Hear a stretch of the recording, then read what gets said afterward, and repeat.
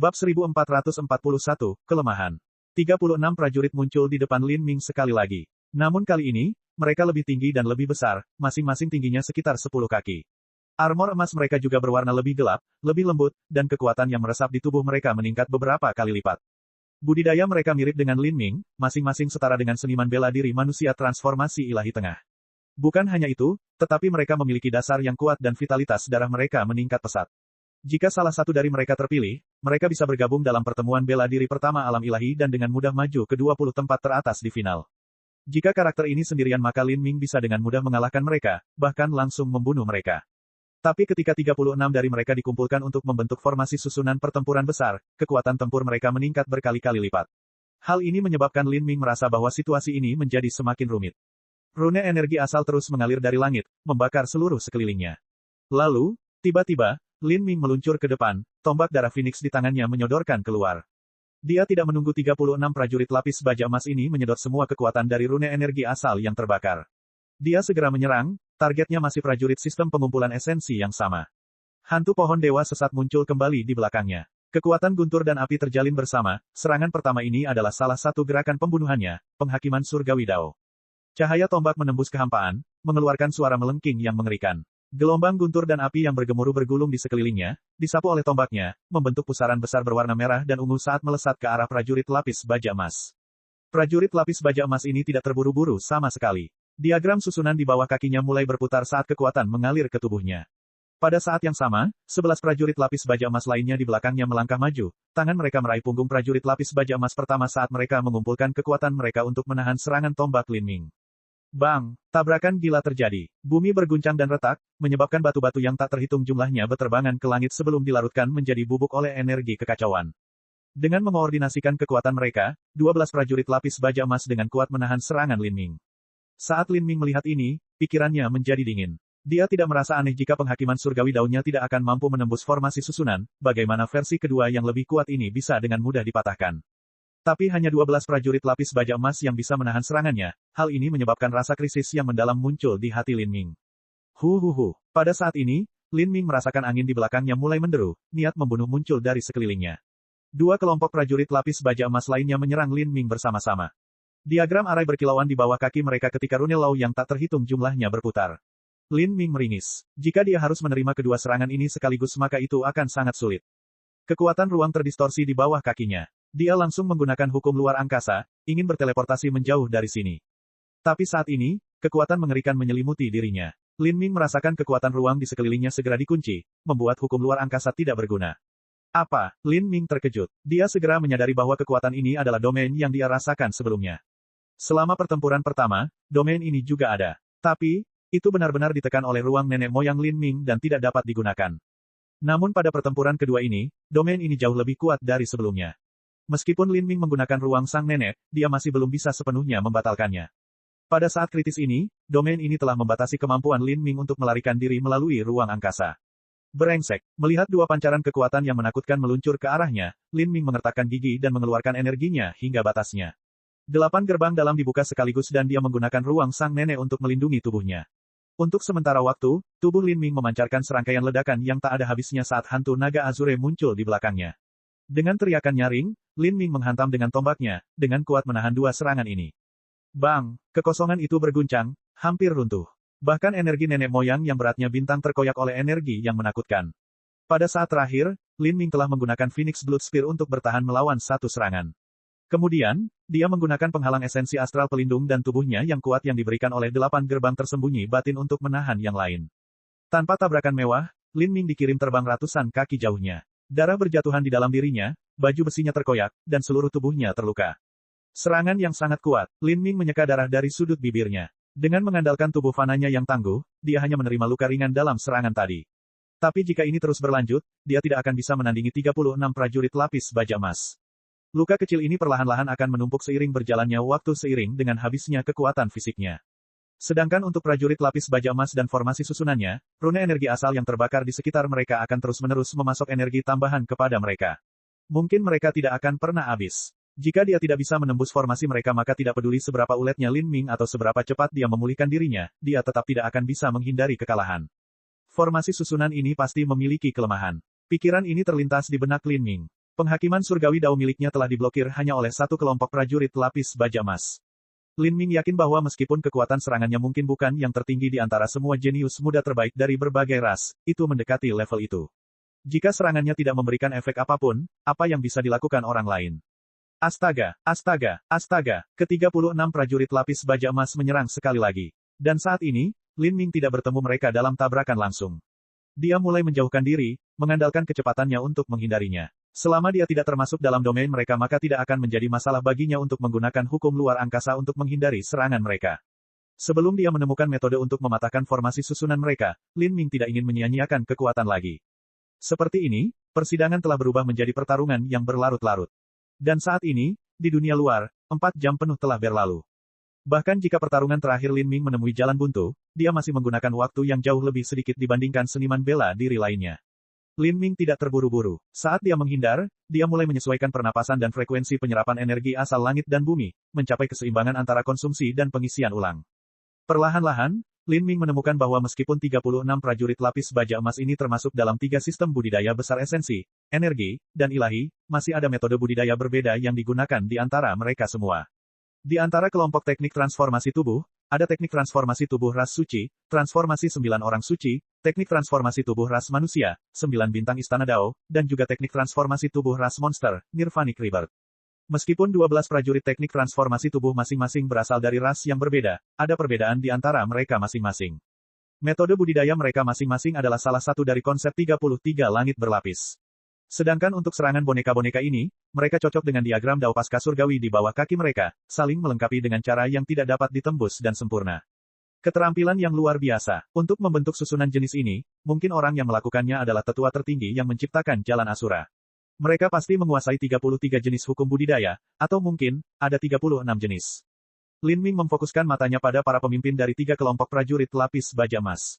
Asumsi awalnya adalah bahwa orang suci, manusia, dan spirita adalah yang terkuat dari 3 sistem besar sehingga mereka harus menjadi pemimpin. Tapi sekarang, sepertinya dia salah. Pemimpin prajurit sistem transformasi tubuh bukanlah orang suci dan pemimpin prajurit sistem pengumpulan esensi bukanlah manusia. 3 pemimpin di antara 36 prajurit lapis baja emas adalah bentuk energi yang lebih murni dibandingkan yang lain. Hal ini terutama berlaku untuk prajurit lapis baja emas yang memimpin kelompok sistem penempaan jiwa. Lin Ming bisa merasakan aura familiar darinya. Sepertinya ini, Lin Ming terkejut. Aura ini sebenarnya mirip dengan Magic Cube. Pikiran ini terlintas di benak Lin Ming. Kemudian, setelah beberapa saat, dia akhirnya mengerti. Alasan mengapa formasi susunan prajurit lapis baja emas terdiri dari 36 individu dan bukan 33 individu adalah karena formasi susunan ini tidak hanya mewakili fondasi dari 33 langit berlapis, tetapi juga kubus ajaib, manik iblis, dan kartu ungu misterius, bahwa dia belum mendengar berita apapun tentangnya.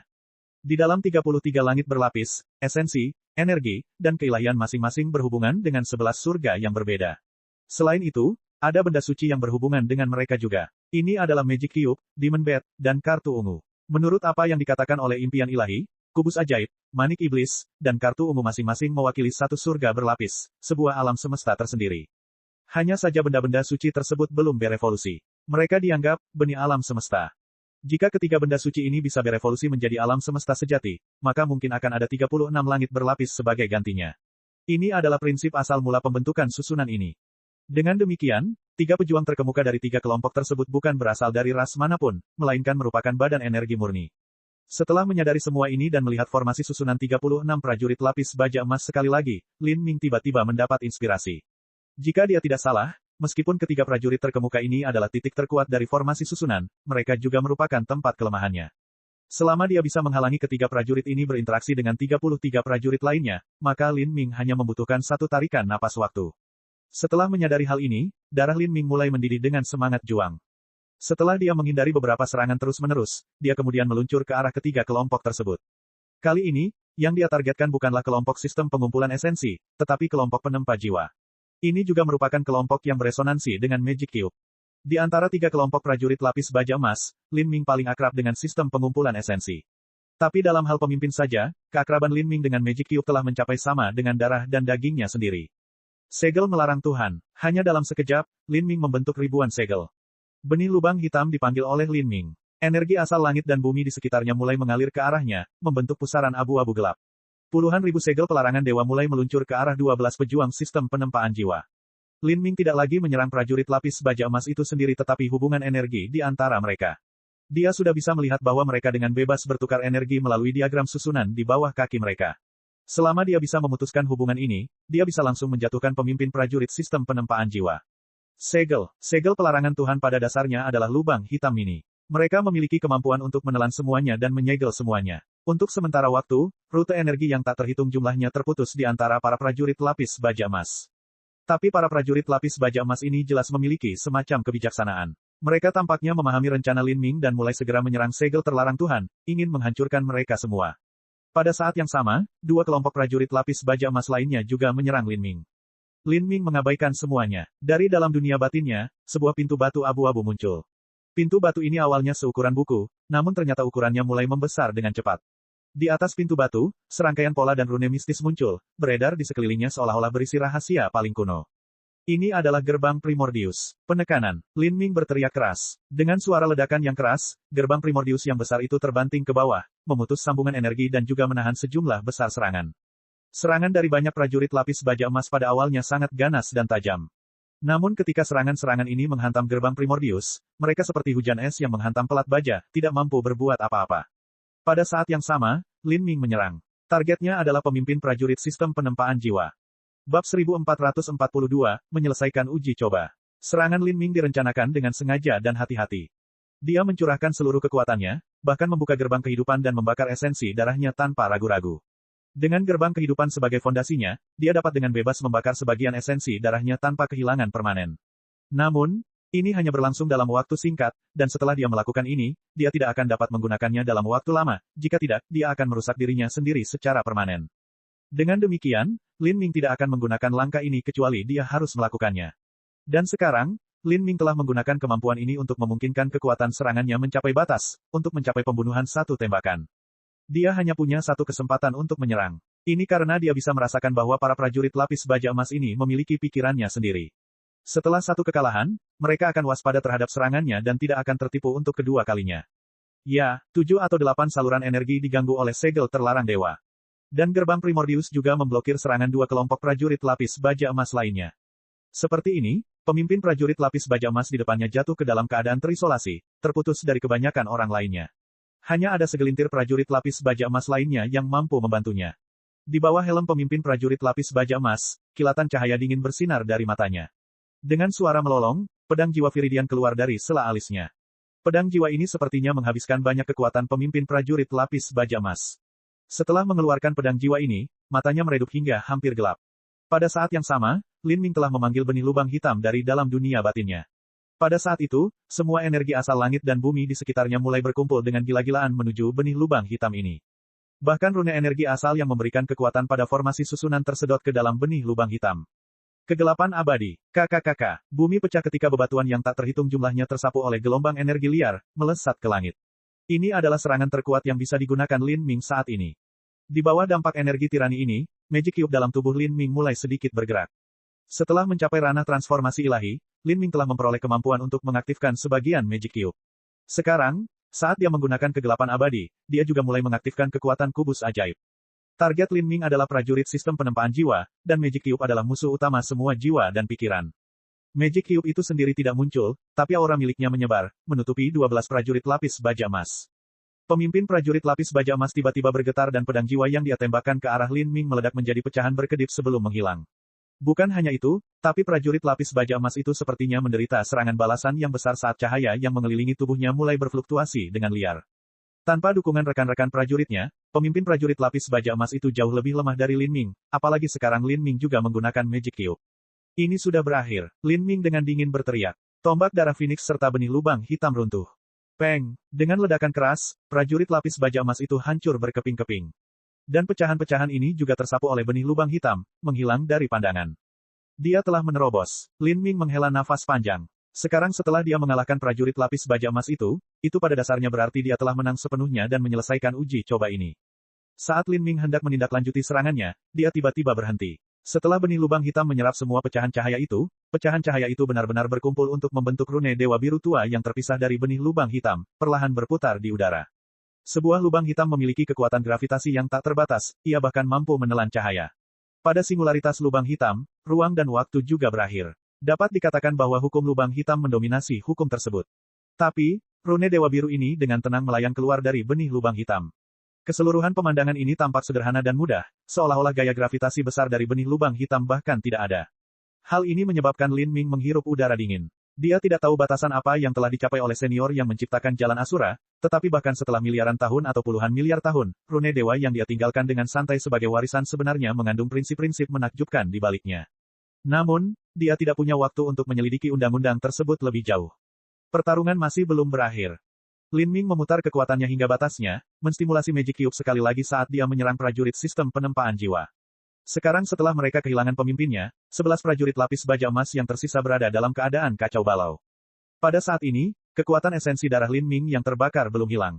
Dengan Magic Cube yang mendukungnya, dia seperti seekor harimau di antara sekawanan domba. Tombak darah Phoenix tersapu saat benih lubang hitam dengan ceroboh menelan semua energi. Satu demi satu, para prajurit lapis baja emas terhanyut dalam serangannya dan hancur berkeping-keping. Fragmen cahaya ini perlahan berkumpul, membentuk tanda dewa.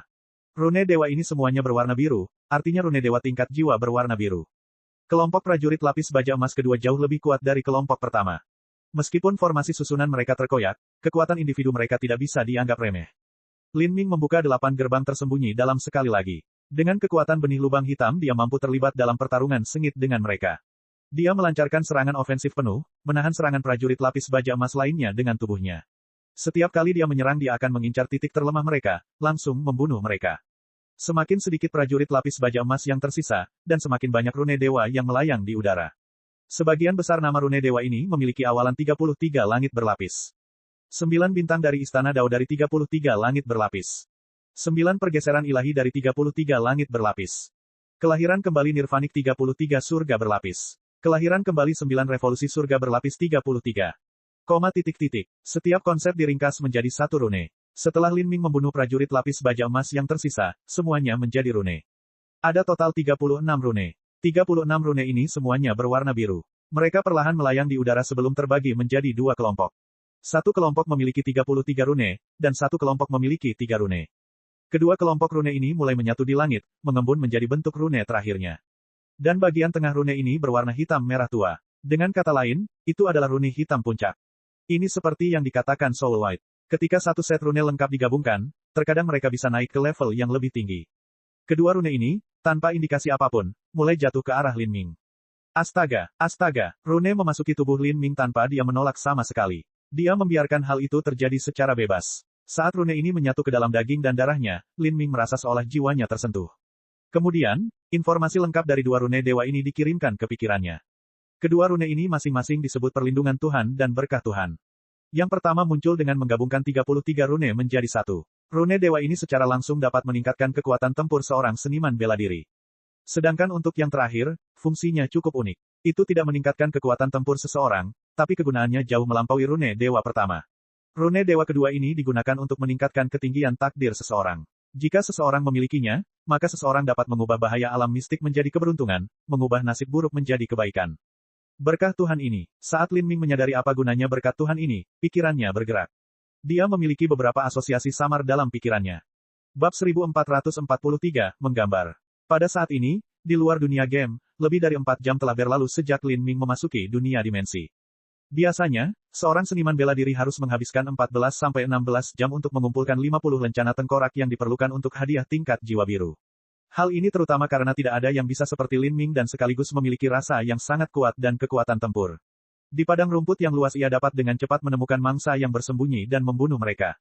4 jam, seseorang berkata bahwa tujuan pemuda manusia ini adalah hadiah tingkat hitam puncak. Bagaimana menurutmu? Saat ini, tidak ada yang meragukan bahwa Lin Ming akan dapat dengan mudah menyelesaikan pos pemeriksaan tingkat jiwa biru. Bagaimanapun, itulah seberapa kuat Lin Ming. Dia bahkan dengan mudah mengalahkan Asura bintang 1. Selain itu, budidaya Lin Ming adalah yang terendah dari semua penantang percobaan yang masuk, sehingga mangsa yang harus dia hadapi akan lebih lemah. Dalam situasi seperti ini, dapat dikatakan bahwa mengumpulkan 50 lencana tengkorak untuk hadiah level jiwa biru semudah berjalan-jalan di taman, tanpa kesulitan sama sekali. Jika orang-orang yang hadir harus menyimpulkannya, mereka berada pada level yang sama sekali berbeda dari Lin Ming. Adapun hadiah tingkat hitam puncak, tingkat kesulitan itu menyebabkan semua seniman bela diri yang hadir merasa gentar.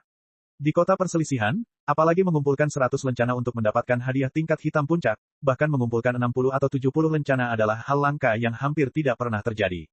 Sepanjang sejarah kota ini, mungkin tidak ada orang yang berhasil mencapai hal itu. Mungkin di zaman kuno ada beberapa orang yang telah memperoleh 100 lencana tengkorak di kota perselisihan, namun pengetahuan semacam itu telah lama hilang dalam debu waktu. Tidak ada seorang pun yang mampu menyimpan catatan sejauh itu. Tidak ada yang tahu apa yang akan dicapai Lin Ming, tapi saat ini, portal susunan transmisi tiba-tiba berkilauan. Seseorang keluar. Selain Lin Ming, semua orang telah tersingkir. Jika ada seseorang yang keluar maka itu hanya Lin Ming. Bagaimana ini bisa terjadi? 4 jam, secepat itu. Menurut pendapat orang-orang ini, menghabiskan 4 jam untuk menyelesaikan hadiah misi tingkat hitam puncak adalah hal yang mustahil. Bahkan menyelesaikan pos pemeriksaan level jiwa biru tidak mungkin dilakukan dalam waktu sesingkat itu. Anak manusia itu telah dikalahkan. Mustahil. Dia sangat kuat sehingga dia bisa menyelesaikan pos pemeriksaan level jiwa biru itu meskipun matanya tertutup. Jika dia hanya menggunakan 4 jam, itu hanya karena dia terlalu kuat, bukan karena dia tidak mampu menyelesaikan pos pemeriksaan. Hanya saja dengan hanya 4 jam, tidak mungkin mendapatkan hadiah level hitam puncak. Tidak ada yang tahu apa yang dialami Lin Ming di dunia game. Portal itu berkedip sekali lagi dan kemudian Lin Ming muncul. Dia tidak memiliki luka atau luka yang terlihat. Atau, mungkin dia terluka tapi sudah pulih di dunia game. Di jalan Asura yang penuh pembantaian, tidak ada seorang pun yang ingin terluka dengan adanya musuh di sekelilingnya. Para penjaga korps salju perak memunculkan roda takdir. Cakram logam sederhana dan berat diletakkan di depan Lin Ming. Itu tampak ternoda dan kuno, memperlihatkan aura yang sepertinya datang dari awal waktu. Penantang uji coba, Anda dapat menempatkan lencana tengkorak yang Anda peroleh di dalam roda takdir untuk mendapatkan hadiah yang sesuai, 50 lencana keterampilan sesuai dengan hadiah tingkat jiwa biru dan 100 lencana tengkorak sesuai dengan hadiah tingkat hitam puncak. Saat penjaga salju perak berbicara, dia memandang dengan rasa ingin tahu ke arah Lin Ming. Dia juga menantikan untuk melihat berapa banyak lencana tengkorak yang diperoleh Lin Ming. Lin Ming berpikir sejenak. Dia berpikir untuk menyembunyikan fakta bahwa dia memenangkan hadiah menggambar tingkat hitam puncak, tetapi dengan metode untuk mendapatkan hadiah seperti itu, dia ditakdirkan untuk tidak dapat menyembunyikannya. Di kota perselisihan, bersikap terlalu menonjol bukanlah hal yang baik. Hal ini terutama terjadi jika diketahui dia telah memperoleh sesuatu seperti hadiah tingkat hitam puncak. Bagaimanapun juga, hal ini pasti akan menimbulkan kecemburuan orang lain dan bahkan membawa bahaya yang mengancam jiwa bagi dirinya sendiri. Di kota perselisihan selalu ada orang-orang yang lebih kuat, misalnya seniman bela diri tingkat Dewa Suci. Lin Ming menarik napas dalam-dalam dan menempatkan semua lencana di roda takdir. Kecepatannya sangat cepat, dan seiring dengan dia menghalangi pandangan tangannya, tidak ada yang bisa melihat berapa banyak lencana tengkorak yang dia masukkan. Berapa banyak di sana? Saya tidak bisa melihatnya tapi saya merasa, ada lebih dari 50. Jika lebih dari 50 tetapi kurang dari 100, maka hadiahnya masih sama dengan memperoleh 50, hadiah tingkat jiwa biru. Kamu boleh menggambar. Seorang penjaga salju perak berkata dari jarak yang tidak terlalu jauh. Lin Ming telah menyelesaikan 2 pos pemeriksaan sekaligus, sehingga ia bisa menggambar 2 kali. Sekarang, dia memulai gambar pertamanya. Ini juga merupakan gambar tingkat jiwa biru. Pada tingkat Lin Ming, hadiah menggambar tingkat jiwa biru tidak terlalu berharga baginya. Dia bertujuan untuk menyelesaikan lebih dari 90% uji coba peleburan Jalan Asura. Baginya, hanya gambar kedua yang penting. Lin Ming berdiri di depan roda takdir. Mata semua orang tertuju padanya. Legenda mengatakan bahwa roda takdir ini adalah artefak yang dibuat oleh Asura Roadmaster sendiri. Ia memahami takdir dunia dan mengendalikan hukum yang aneh dan mendalam. Menurut takdir penantang uji coba, ada 3 jenis gambar yang mungkin dibuat. Pilihan gambar terburuk adalah mendapatkan lencana misi tingkat jiwa biru.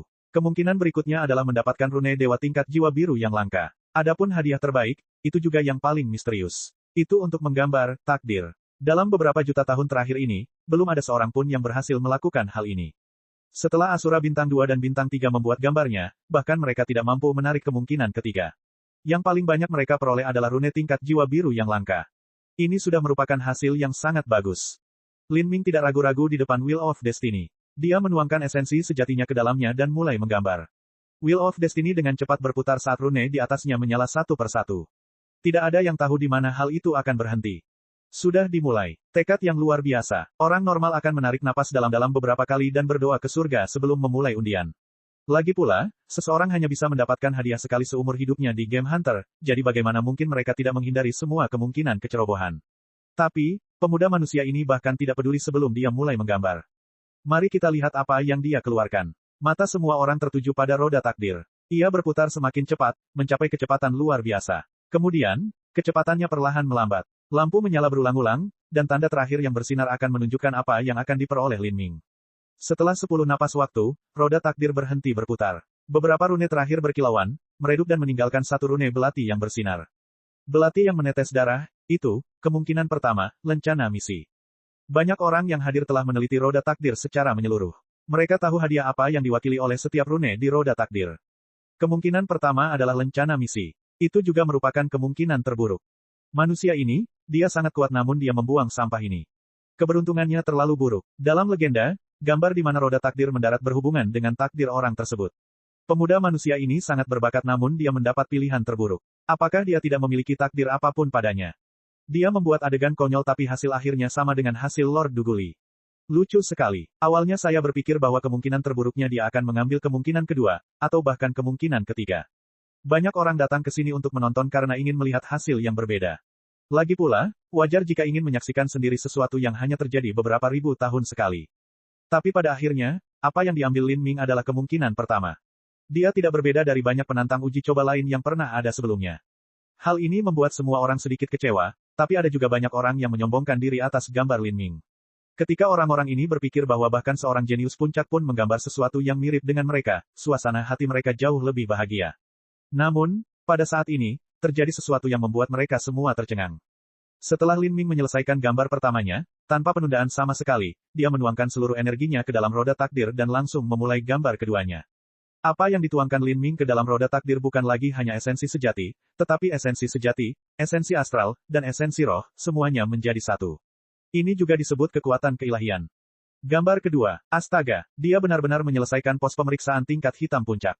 Itu hanya 4 jam, ini terlalu tidak normal. Sebelum ini, ada beberapa orang yang berspekulasi bahwa tidak peduli seberapa berbakatnya Lin Ming, mustahil baginya untuk melewati tantangan hadiah tingkat hitam puncak.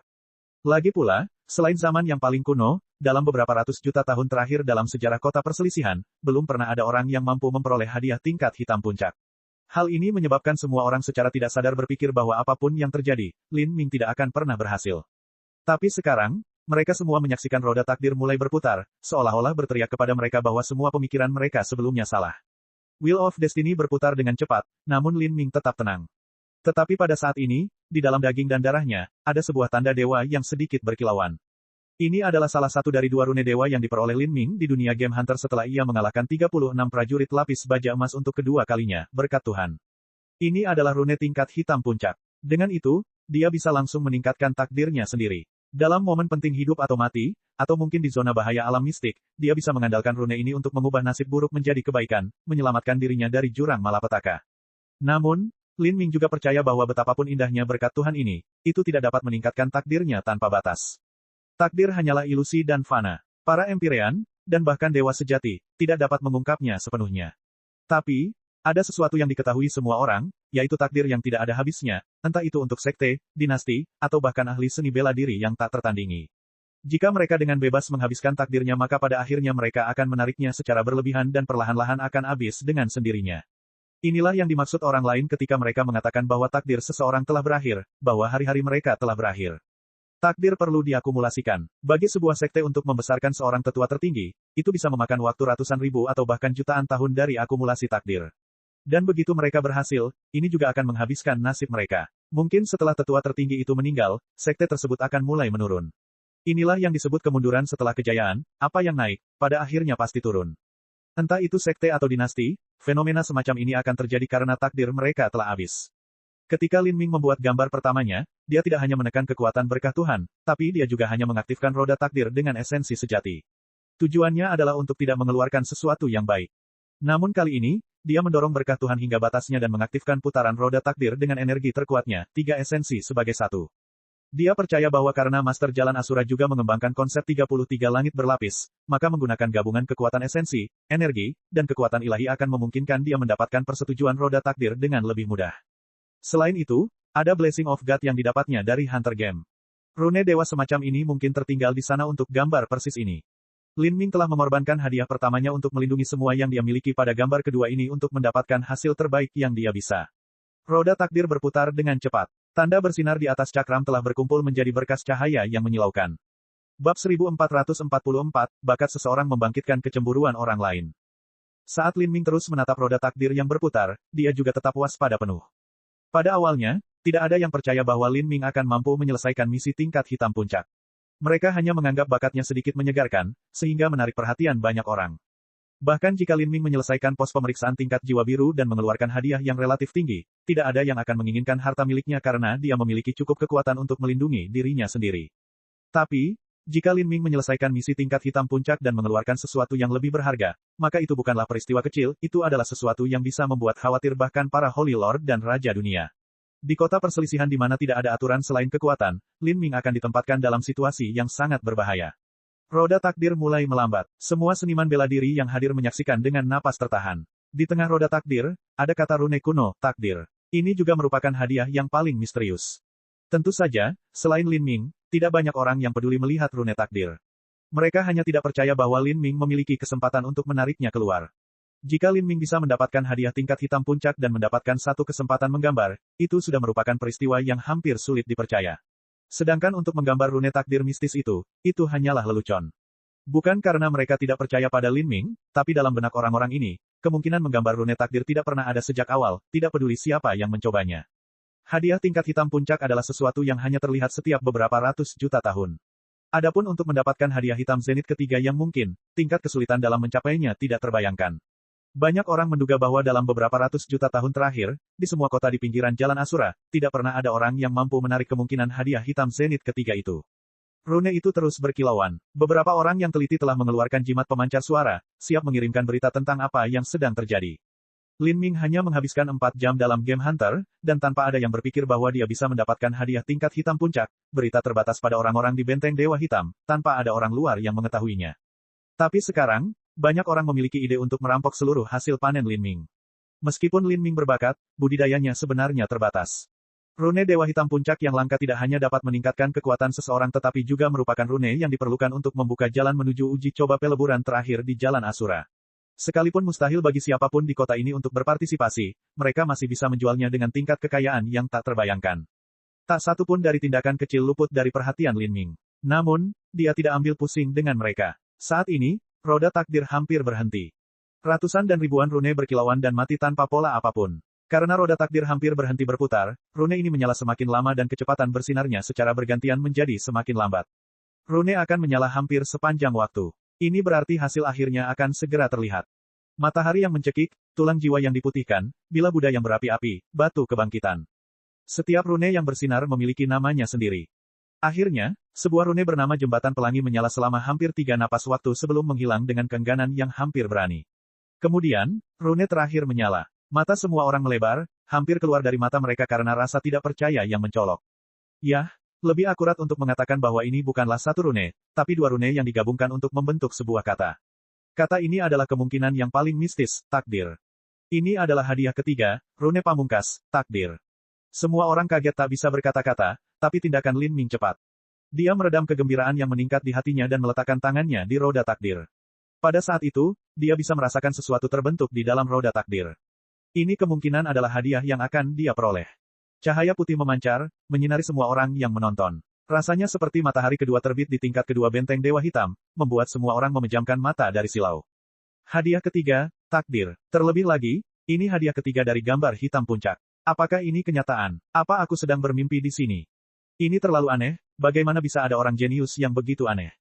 Di aula, mata semua orang menjadi merah karena cemburu. Dan pada saat ini, benda mempesona yang sedang terbentuk muncul. Lin Ming bahkan tidak repot-repot melihatnya. Dengan lambaian tangannya, benda itu langsung tenggelam ke telapak tangannya. Itu tidak masuk ke dalam cincin spasialnya, tetapi langsung mengebor ke dalam tubuhnya.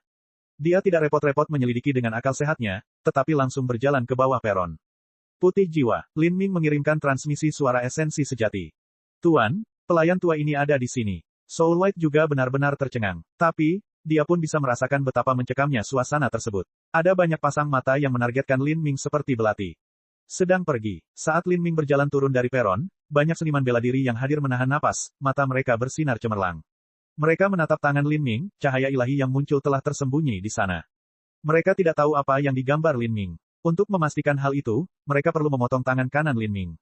Semua orang di kota perselisihan adalah orang yang putus asa, mereka yang melakukan kejahatan tanpa mempedulikan kehidupan orang lain.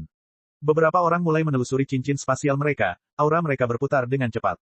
Jika bukan karena Lin Ming terlalu kuat, mereka pasti sudah menyerang. Meskipun pertarungan dilarang di benteng Dewa Hitam, peraturan ini hanyalah sebuah kebiasaan yang diterima secara umum di kota perselisihan. Saat ini, siapa yang masih peduli dengan adat istiadat seperti itu? Tapi, mereka juga tahu bahwa mencoba mencuri benda misterius yang ditarik Lin Ming dalam kekacauan pertempuran tidak mungkin dilakukan berdasarkan kekuatan mereka sendiri. Sebaliknya, mereka dapat dengan mudah mendatangkan bencana kematian pada diri mereka sendiri. Meski begitu, dalam menghadapi keserakahan yang begitu besar, dengan kemungkinan mereka bisa naik ke surga dalam satu ikatan, berapa banyak orang di sini yang masih bisa menahan diri? Semua orang mulai berpikir bahwa mungkin dewa keberuntungan akan turun ke tubuh mereka. Mungkin dalam kekacauan berikutnya mereka bisa mencuri benda misterius itu tanpa sepengetahuan orang lain. Mata Lin Ming bersinar dengan cahaya dingin dan tidak berperasaan. Dia berjalan maju selangkah demi selangkah, membuat orang lain mundur dari jalannya. Di mata orang-orang ini, aura penekan yang diberikan Lin Ming terlalu kuat. Hadiah tingkat hitam puncak yang belum diperoleh selama beberapa ratus juta tahun terakhir telah diperolehnya, dan selama pengundian, bahkan hadiah ketiga yang paling misterius pun diperolehnya. Orang seperti ini kemungkinan besar memiliki takdir yang tak tertandingi, dan kemungkinan besar memiliki kemampuan yang tak terbayangkan. Siapapun yang mencoba menyerangnya lebih dulu kemungkinan besar akan mati dengan kematian yang paling menyedihkan. Beberapa orang bahkan memberi jalan bagi Lin Ming. Ini karena mereka tertekan oleh auranya. Pada saat ini, sebuah suara tiba-tiba terdengar. Adik, bagaimana kalau datang ke istana Tuan Kota untuk berkunjung sebentar? Saya yakin penguasa kota agung akan menghargai elit muda tampan seperti Anda. Lin Ming berbalik. Di atas peron, seorang penjaga tinggi berlapis baja perak telah muncul. Seluruh tubuh orang ini berkilauan dengan cahaya yang berkilauan, dia adalah seorang seniman bela diri spiritas. Ada perbedaan besar antara baju besi perak orang ini dan penjaga salju perak lainnya. Armor orang ini terlihat lebih berat dan ada juga ukiran kirin perak di dalamnya. Jelas sekali bahwa orang ini memiliki status yang sangat tinggi di korps salju perak. Begitu Lin Ming melihat orang ini, muridnya menyusut. Orang ini ternyata memiliki tingkat kultivasi Holy Lord. Saat ini, Lin Ming tidak takut pada Holy Lord, tapi itu hanya Holy Lord awal. Penjaga lapis baja perak ini bukanlah seseorang yang sederhana seperti Holy Lord masa awal tidak peduli bagaimana dia melihatnya. Ini karena penjaga ini adalah seorang spiritas, jadi dia tidak dapat mengukur budidayanya secara akurat. Namun meski begitu, Lin Ming kira-kira bisa menilai dia setara dengan alam Holy Lord manusia tengah atau akhir. Meskipun Lin Ming yakin dia bisa melarikan diri, ini pasti akan menundanya dalam waktu lama. Dalam situasinya saat ini, penundaan ini bisa berakibat fatal. Selain itu, semakin banyak orang berkuasa yang akan menyusul. Bahkan penguasa kota dari kota perselisihan mungkin akan tiba. Pada saat itu, dia tidak akan bisa melarikan diri meskipun dia memiliki sayap. Saat prajurit lapis baja perak ini mengajukan undangan ini kepada Lin Ming, ini bertindak seperti air dingin yang dituangkan ke kepala semua orang, segera memadamkan hati serakah mereka dan membuat mereka tenang. Apapun objek misterius yang telah diambil, itu bukanlah sesuatu yang bisa mereka peroleh bahkan dengan mengorbankan nyawa mereka.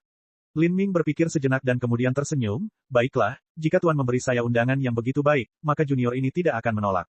Tuan, di belakang Lin Ming, Soul White merasakan hatinya tercekam. Dia ingin mengingatkan Lin Ming bahwa penguasa kota-kota perselisihan memiliki budidaya tingkat raja dunia.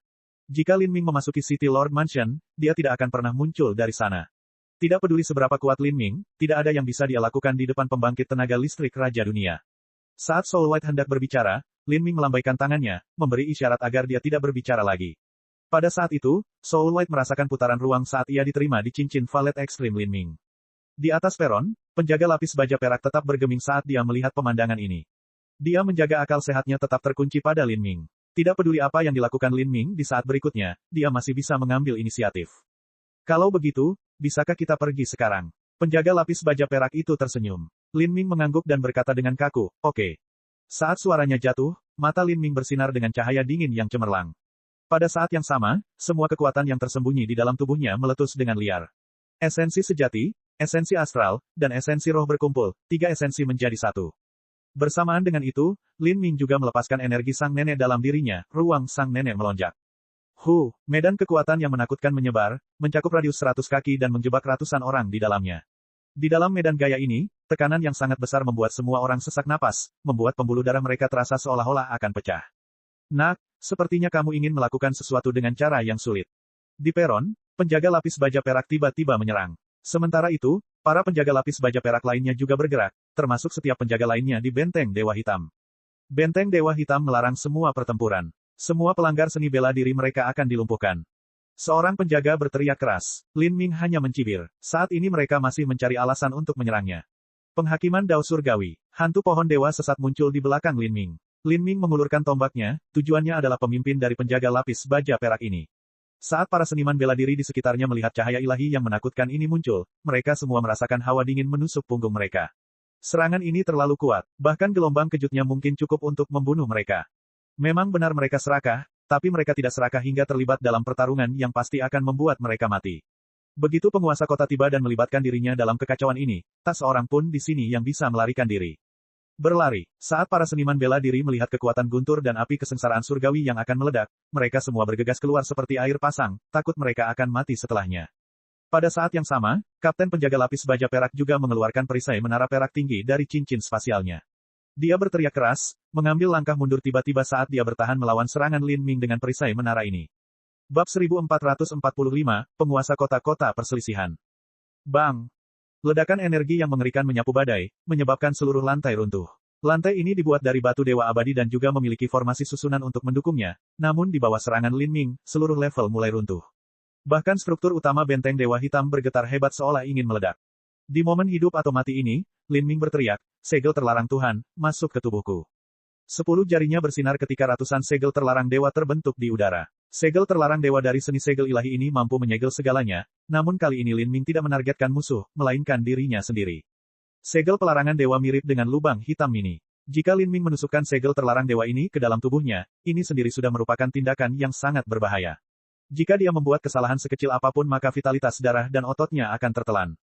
Jika itu terjadi, serangan baliknya akan menyebabkan dia segera dikalahkan. Lin Ming tidak merencanakan untuk itu. Sebaliknya, alasan dia menggunakan segel pelarangan dewa adalah untuk menelan perasaan ilahi yang telah ditempatkan oleh Kapten Penjaga Lapis Baja Perak ke dalam tubuhnya. Dalam situasi seperti ini, bagaimana dia bisa membiarkan seseorang mengunci dirinya dengan akal sehatnya? Ini sama saja dengan menunggu kematian. Jejak samar dari perasaan ilahi ditelan dengan liar dan tak terelakkan oleh segel pelarangan dewa. Tubuh Kapten Penjaga Lapis Baja Perak itu tiba-tiba bergetar. Perasaan ilahi ini terhubung dengan lautan spiritualnya. Sekarang setelah ditelan dengan cara yang begitu kasar, dia tidak dapat menghindari serangan balik. Meskipun itu jauh dari melukainya, dia tidak merasa lebih baik. Nak, kamu ingin mati. Kapten Penjaga Lapis Baja Perak berteriak. Dia mengambil langkah tiba-tiba ke depan, tetapi pada saat ini, tingkat kedua terdengar dengan suara gemuruh sekali lagi saat ledakan lain terjadi. Ini juga merupakan serangan Lin Ming. Dia tidak menggunakan penghakiman Dao Surgawi lagi, melainkan pemusnahan api guntur yang sudah lama tidak dia gunakan. Penghancuran api guntur secara alami jauh lebih lemah daripada penghakiman Dao Surgawi, tetapi dalam hal radius ledakan dan api serta cahaya ilahi yang diciptakannya, itu lebih unggul dari penghakiman Dao Surgawi. Ini karena kekuatan pemusnahan api petir tersebar di area yang jauh lebih luas, dan meskipun terlihat kuat, namun sebenarnya cukup lemah. Adapun penghakiman Surgawi Dao, semua kekuatan itu dipadatkan menjadi lingkup yang relatif lebih kecil. Untuk sesaat, tangisan kesakitan terdengar di seluruh benteng Dewa Hitam. Sejumlah besar pecahan batu Dewa Abadi terlempar ke udara. Lin Ming tidak bertujuan untuk melakukan serangan mematikan. Sebaliknya, dia menginginkan efek ledakan sebesar mungkin yang menyebabkan seluruh bangunan menjadi kacau balau. Banyak orang mulai mengungsi dan banyak juga yang terluka. Meskipun mereka semua mulai mundur, tidak dapat dihindari bahwa mereka akan terjebak dalam gelombang kejut tersebut. Jendela kristal di lantai 2 hancur. Untuk menghindari kematian dalam pertempuran yang kacau, banyak seniman bela diri menerobos jendela dan melompat keluar. Yang terjadi di belakang mereka adalah lidah api dan guntur. Dasar bocah nakal, apa menurutmu kamu bisa membuat kebingungan dan melarikan diri? Konyol sekali. Kapten Penjaga Lapis Baja Perak sudah menebak rencana Lin Ming. Dia menyebarkan akal ilahi, ingin mengunci posisi Lin Ming. Aku sudah ingat aura jiwamu, tahukah kamu apa itu aura jiwa? Itu tidak bisa diubah seperti tulangmu. Bahkan jika kamu mengubah penampilanmu kamu tetap tidak akan bisa lepas dari akal sehatku. Ini adalah kemampuan unik dari perlombaan jiwa. Selama aku mengingat aura jiwamu, meskipun kamu melarikan diri ke ujung surga atau tepi laut, aku akan tetap menemukanmu dan menangkapmu. Saat dia tertawa dia mulai bergerak mengejar Lin Ming. Namun saat ini, senyuman membeku di wajahnya. Dia menemukan bahwa dia sebenarnya tidak bisa merasakan aura Lin Ming. Sepertinya dia telah lenyap sepenuhnya. Bagaimana ini mungkin? Kapten Penjaga Lapis Baja Perak sangat terkejut. Dengan menyebarkan kesadaran ilahi dan mengunci aura jiwa seseorang yang dia ingat, dia bisa langsung melacak seseorang bahkan dalam jarak beberapa ribu mil. Tapi sekarang, dalam seluruh lingkup akal ilahi, Lin Ming telah menghilang. Ini tidak mungkin. Kapten Penjaga Lapis Baja Perak tidak berani mempercayai apa yang telah terjadi. Sejak kekacauan terjadi hingga sekarang, hanya satu tarikan napas yang terjadi.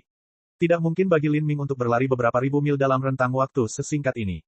Jika dia menggunakan pergeseran ruang hampa besar untuk melewati ruang angkasa, maka dia memang bisa melintasi jarak sejauh itu, namun menggunakan pergeseran ruang hampa besar memerlukan waktu tertentu untuk menyiapkannya. Itu tidak bisa langsung digunakan kapanpun seseorang menginginkannya. Di mana dia? Kapten Penjaga Lapis Baja Perak dilanda panik. Ketika Lin Ming telah menarik hadiah ketiga yang mungkin untuk gambar tingkat hitam puncak, dia sudah mengirim pesan kepada penguasa kota. Tapi sekarang, orang itu telah menghilang dari pandangannya. Konsekuensi dari kegagalan ini akan sangat serius, ketika kapten penjaga memikirkan betapa kejam dan kejamnya penguasa kota, yang dia rasakan hanyalah ketakutan. Kejar dia, kapten penjaga lapis baja perak memerintahkan dengan terengah-engah.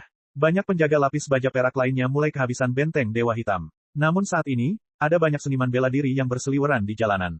Dalam kebingungan ini, bagaimana orang bisa mencari jejak Lin Ming? Kapten penjaga lapis baja perak tidak tahu harus berbuat apa. Dalam penundaan singkat ini, hampir 10 napas waktu telah berlalu. Bagi seorang seniman bela diri puncak, 10 napas waktu lebih dari cukup untuk melintasi beberapa ratus mil. Jika mereka ahli dalam hukum luar angkasa maka mereka bisa melangkah lebih jauh. Kemungkinan besar pemuda manusia telah meninggalkan kota perselisihan. Brengsek, sialan semuanya. Bagaimana dia melakukannya? Bagaimana dia bisa menyembunyikan aura jiwanya? Kapten penjaga lapis baja perak berteriak dengan marah. Tapi kemudian, kulitnya berubah dan seluruh tubuhnya menjadi sedingin es. Dia bisa merasakan aura menakutkan mendekat. Penguasa kota telah tiba. Kota, tuan kota telah datang. Wajah kapten penjaga lapis baja perak itu langsung kehabisan darah. Pada saat itu, dia merasakan ruang di sekelilingnya menyempit. Segera, seorang pria berjubah hitam perlahan muncul. Orang ini mengenakan topeng perak dan seluruh tubuhnya memancarkan energi iblis yang kental. Setiap penjaga lapis baja perak terdiam. Tekanan yang dikeluarkan pria berjubah hitam ini terlalu besar. Sebagai pengawal pribadi penguasa kota, mereka memahami betapa menakutkannya dia sebenarnya. Semua orang iri pada korps salju perak atas status, sumber daya, dan tempat tinggal gratis yang mereka nikmati. Tapi sebenarnya, hanya mereka yang tahu kepedihan mereka sendiri. Berada di bawah komandonya sama saja dengan berada di dalam kandang bersama harimau. Sebagai bawahan penguasa kota-kota perselisihan, mereka harus berhati-hati setiap saat. Kesalahan sekecil apapun dapat mengakibatkan hukuman yang paling berat. Ini adalah peraturan Jalan Asura, benar-benar berbeda dari peraturan yang mengatur sekte di luar. Peraturan dan hukuman yang mengikutinya 100 kali lebih parah daripada di dunia luar. Di mana dia? Suara penguasa kota sepertinya muncul dari 9 jurang bawah. Kapten penjaga lapis baja perak itu berlutut, berbaring sujud di tanah, terlalu takut untuk bergerak. Bawahan ini tidak berguna, dia melarikan diri, bawahan ini telah mengunci aura jiwa anak manusia itu, tapi untuk beberapa alasan yang tidak diketahui dia mampu mengubah aura jiwanya dan tiba-tiba menghilang dari pandangan, bawahan ini harus mati. Kapten penjaga lapis baja perak mengertakkan gigi, suaranya bergetar saat dia berbicara.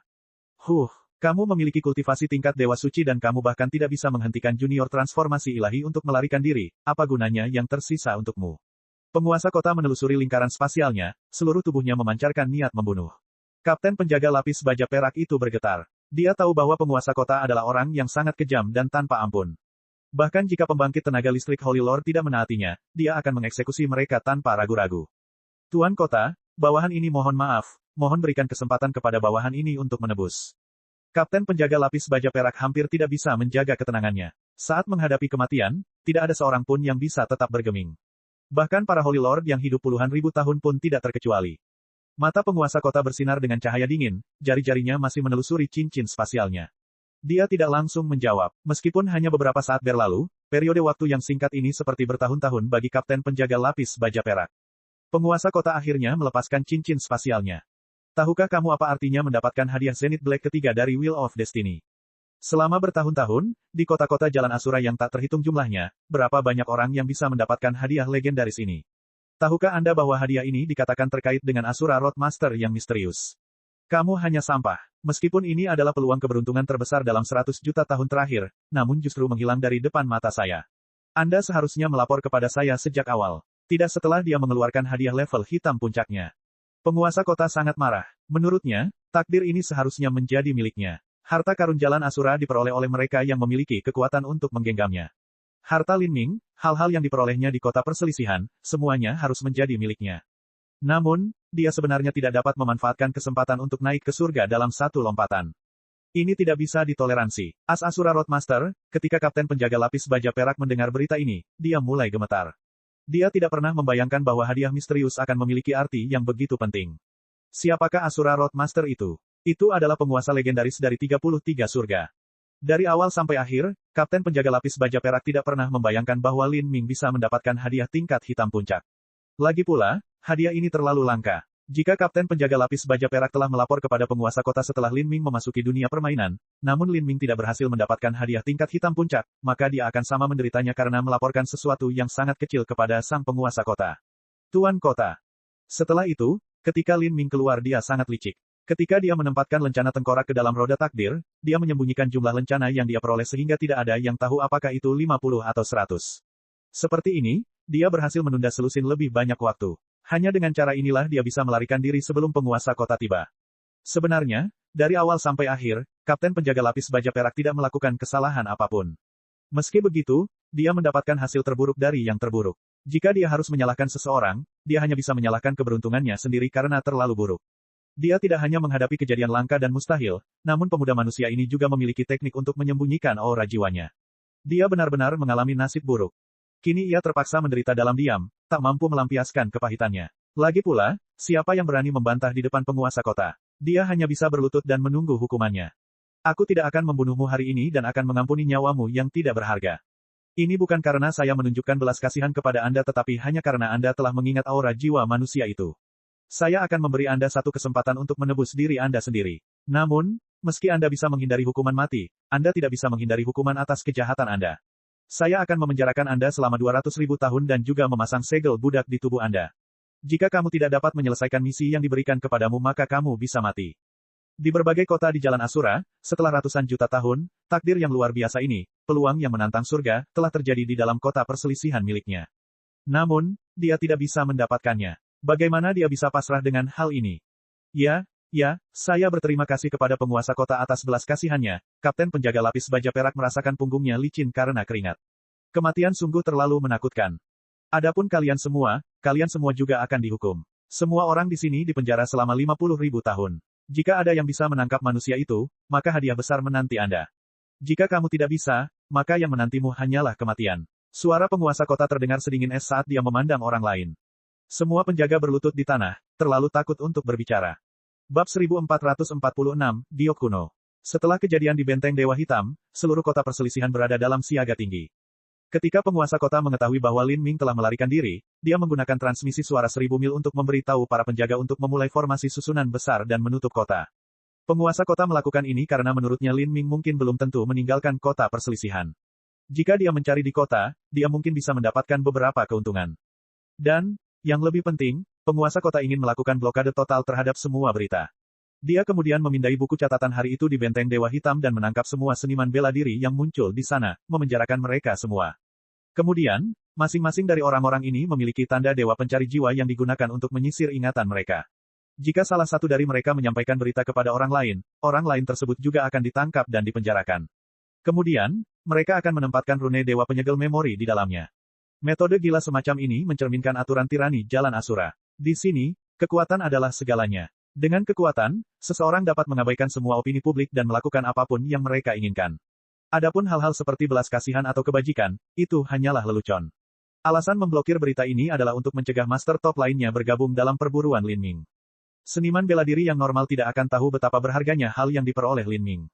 Mereka hanya mencari kesenangan, bahkan Kapten Penjaga Lapis Baja Perak pun sama. Meskipun dia tahu bahwa apa yang diperoleh Lin Ming jarang terjadi, dia tidak tahu apa artinya.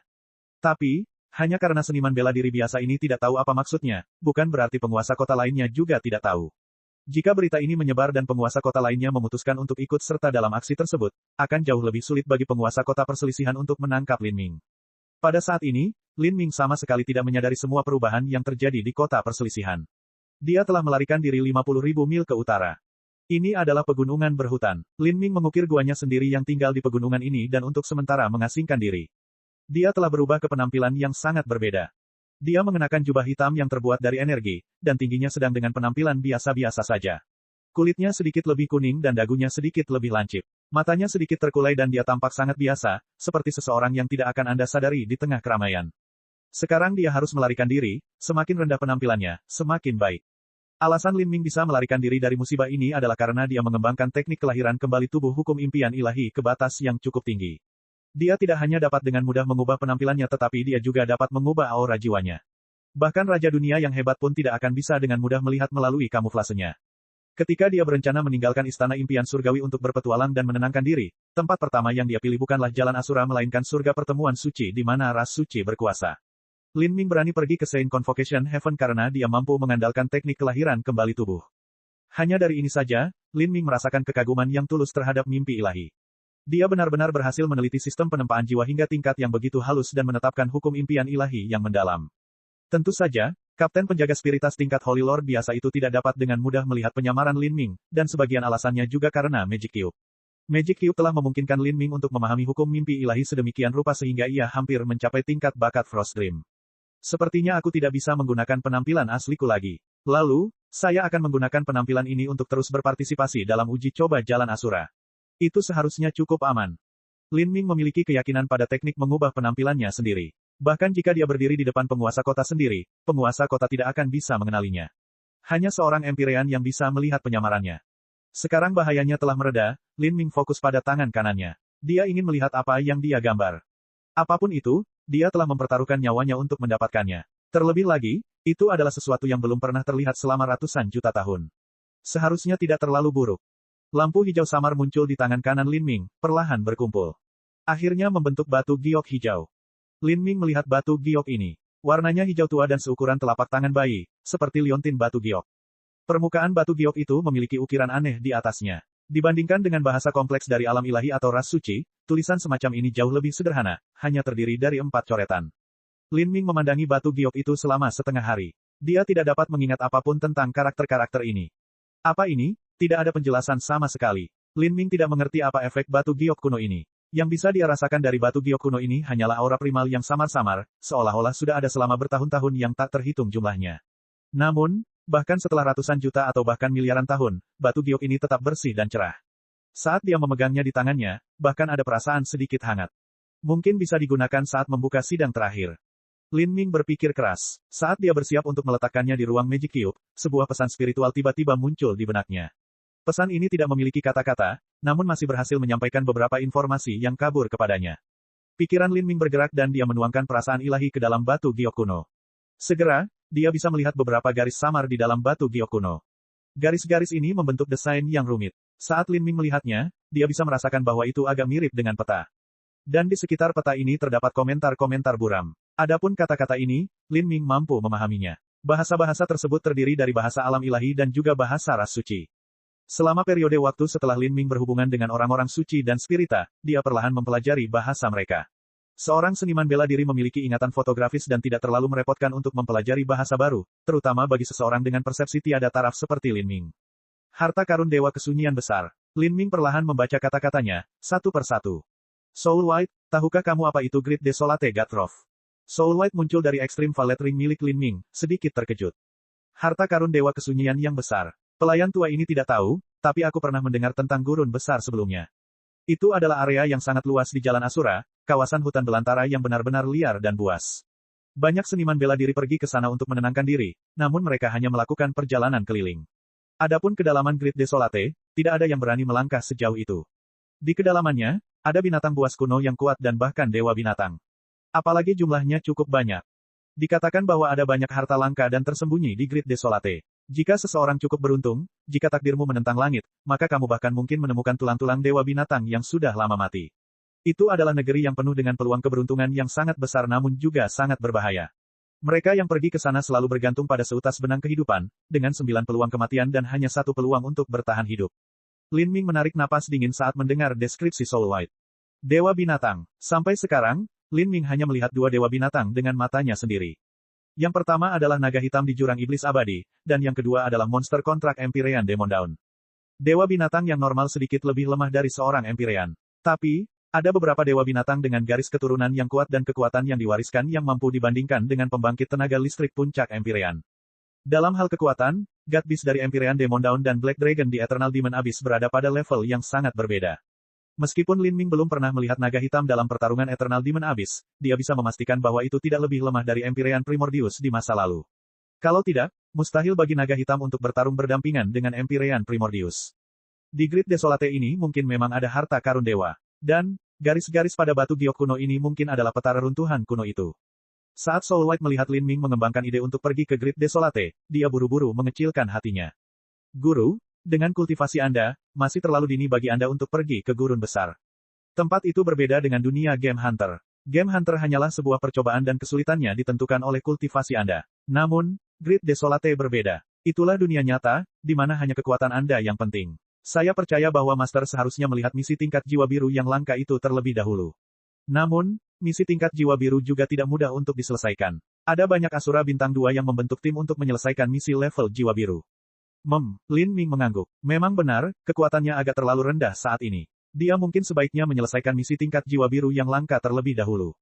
Lin Ming mengeluarkan lencana misi tingkat jiwa biru dan menuangkan akal ilahi ke dalamnya. Kemudian, sebuah informasi menyebar di benaknya. Tebing-tebing, tinggalkan nama di Batu Kaisar. Kalimat pendek inilah yang disebut misi. Tempat seperti apa tebing-tebing itu? Lin Ming bertanya. Soul White dengan sedih tersenyum ketika mendengar ini. Dia berkata, kebetulan sekali. Tebing-tebing juga berada di Grid Desolate, namun terletak di tepinya. Di sana tidak terlalu berbahaya. Oh, jadi sepertinya apapun yang terjadi, aku harus melakukan perjalanan ke Grid Desolate. Apakah Batu Kaisar ini terletak di tebing-tebing ini? Tujuan dari misi ini jelas agar Lin Ming pergi ke Grid Desolate dan meninggalkan namanya di Batu Kaisar. Setidaknya dia harus meninggalkan semacam simbol. Lin Ming menduga bahwa Batu Kaisar ini kemungkinan memiliki semacam formasi susunan. Setelah formasi susunan ini bersentuhan dengan lencana misinya, lencana misi akan berubah menjadi rune dewa tingkat jiwa biru langka yang akan ia peroleh dari misi ini. Setelah Lin Ming memahami rincian misi, dia menghabiskan beberapa hari di guanya untuk menyesuaikan diri. Setelah dia mencapai kondisi terbaiknya, dia pergi. Tujuan, Kesunyian Besar. Bab 1447, Pertemuan di Kesunyian Besar. Jalan Asura, Kesunyian Besar. Tidak ada yang tahu di mana Grid Desolate berakhir. Dikatakan bahwa semakin dalam seseorang memasuki Grid Desolate, semakin banyak fenomena aneh dan fantastis yang akan dilihatnya. Selain itu, ruang dan waktu di sana sangat tidak teratur, dan bahkan para Empyrean yang ahli dalam hukum ruang dan waktu dapat dengan mudah tersesat di labirin luar angkasa. Dikatakan bahwa Grid Desolate akhirnya mengarah ke ruang lain yang tidak diketahui, mungkin dunia yang bukan lagi bagian dari Jalan Asura. Singkatnya, kedalaman Grid Desolate adalah zona terlarang. Saat ini, Lin Ming hanya berada di tepi terluar Grid Desolate, dia masih jauh dari mencapai pusat. Tanah ini diberi nama Grid Desolate tapi sama sekali tidak terpencil. Sebaliknya, ada gunung-gunung yang menjulang setinggi ratusan ribu kaki dengan pepohonan kuno yang tinggi menjulang ke langit. Akar mereka mencengkeram bumi seperti cakar naga, dan di dalam hutan asli ini, segala jenis binatang buas beterbangan kemana-mana. Alasan mengapa Grid Desolate disebut Grid Desolate adalah karena siapapun yang masuk ke negeri itu, tidak peduli siapa mereka, akan merasakan nafas kuno dan prasejarah yang menguasai mereka. Konon, kondisi daratannya tetap murni dan tidak berubah selama 10 miliar tahun terakhir. Setiap jengkal tanah itu telah mengalami tahun-tahun tanpa akhir. Hal ini juga menyebabkan Lin Ming merasakan rasa hormat yang mendalam terhadap tanah ini di dalam hatinya. Gemuruh. Sebuah sungai yang indah melonjak di depan Lin Ming. Perairannya bergejolak dan liar, selebar lautan, seolah mengandung kekuatan tak terbatas. Soul White berkata, Guru, sungai ini disebut mata air Desolate dan mengalir melalui Grid Desolate. Ketika seorang seniman bela diri ingin memasuki Grid Desolate, mereka biasanya mengikuti jalur sungai ini ke depan. Jika kita menyusuri sungai ini akan lebih aman, dan kita juga akan sampai di tebing-tebing. Baiklah. Lin Ming mengangguk. Itu benar-benar merupakan keputusan bijak baginya untuk membawa Soul White di bawah kendalinya, itu menyelamatkannya dari banyak masalah. Saat Lin Ming ingin maju, seruan nyaring seekor burung terdengar di langit, mengkhawatirkan banyak binatang buas yang bersembunyi di rumput. Lin Ming melihat seekor burung besar sebesar bukit terbang melintasi langit, sayapnya menghalangi sebagian besar sinar matahari. Adegan ini membuat Lin Ming diam-diam tercengang. Burung ini panjangnya beberapa mil. Meski jauh lebih kecil dari Raja Wali bersayap emas, tingkatannya masih sangat berbeda dari burung lainnya. Bang! Menabrak. Burung raksasa itu mendarat di atas tebing. Lin Ming diam-diam memutar hukum mimpi ilahi, melindungi sosoknya sebanyak mungkin agar tidak terlihat oleh burung raksasa. Di Grid Desolate ini, dia harus tetap waspada. Jika tidak, akan lebih mudah baginya untuk menghadapi suatu keberadaan yang tidak mampu dia provokasi. Jika dia melakukan itu, maka melarikan diri adalah harapan yang mustahil. Soul White berkata, Tuan, kami hanya berjarak sekitar 1000 mil dari tebing-tebing. Kita harus lebih berhati-hati saat mengikuti Desolate Springs dan kita tidak akan menemui bahaya apapun. Binatang buas di sekitar Desolate Springs memiliki kekuatan menyerang yang rendah. Selama mereka tidak terprovokasi, mereka tidak akan menyerang orang lain. Setelah kita mencapai tebing-tebing, maka guru dapat meninggalkan nama di Batu Kaisar dan menyelesaikan misinya. Saya mengerti. Lin Ming mengangguk. Saat mereka berjalan ke depan, mereka bertemu dengan cukup banyak seniman bela diri. Orang-orang ini melakukan apa yang dikatakan Soul White dan berjalan di tepi sungai. Ini adalah jalan masuk teraman menuju Grid Desolate. Dari sekian banyak seniman bela diri, ada yang berada di alam laut ilahi, transformasi ilahi, dan penguasa ilahi. Mereka datang ke Grid Desolate untuk berpetualang atau menyelesaikan semacam misi. Tentu saja, misi yang diberikan kepada mereka mungkin bukan pergi ke tebing-tebing. Selama periode ini, Lin Ming melihat pembantaian besar-besaran terjadi di sekitarnya serta beberapa regu mengambil tulang binatang langka. Ini bukanlah tulang-tulang dewa binatang, tetapi beberapa binatang buas kuno yang memiliki hubungan garis keturunan samar dengan dewa binatang. Tulang-tulang ini sudah terlalu lama ada di sini dan sumsumnya telah terkuras habis, tidak meninggalkan apapun selain tulang. Di mata Lin Ming, tulang binatang terpencil kuno ini adalah harta yang sangat indah. Meski begitu, itu jauh lebih buruk daripada tulang Azure Dragon yang dia temukan sebelumnya. Namun, tulang binatang semacam ini masih menyebabkan puluhan dan ratusan orang saling membunuh dalam perebutan tulang tersebut. Akhirnya, lebih dari separuh orang-orang ini meninggalkan genangan darah membasahi bumi. Pembangkit tenaga listrik terkuat terakhir membawa pergi tulang-tulang binatang itu bahkan ketika dia terluka parah. Saat Lin Ming menonton ini, dia memperhatikan bahwa kemungkinan pembangkit tenaga listrik ini telah menerima luka tersembunyi yang menyedihkan yang sulit untuk dipulihkan. Faktanya, pembangkit tenaga listrik ini juga telah membakar 20-30% esensi darahnya. Jika dia ingin memulihkan hal itu, maka dia harus membayar harga yang sangat mahal. Tempat ini benar-benar dipenuhi bau darah. Di Jalan Asura, kekuatan adalah raja. Bertengkar dan membunuh demi harta karun adalah hal yang terlalu umum. Bahkan jika kamu tidak bertarung, orang lain akan tetap melawanmu. Lin Ming menghela nafas. Seniman bela diri biasa atau seniman bela diri dari pengaruh kecil ini kekurangan sumber daya yang terlalu banyak. Satu-satunya jalan bagi mereka untuk maju dalam seni bela diri adalah dengan berjuang mati-matian dengan mempertaruhkan nyawa mereka.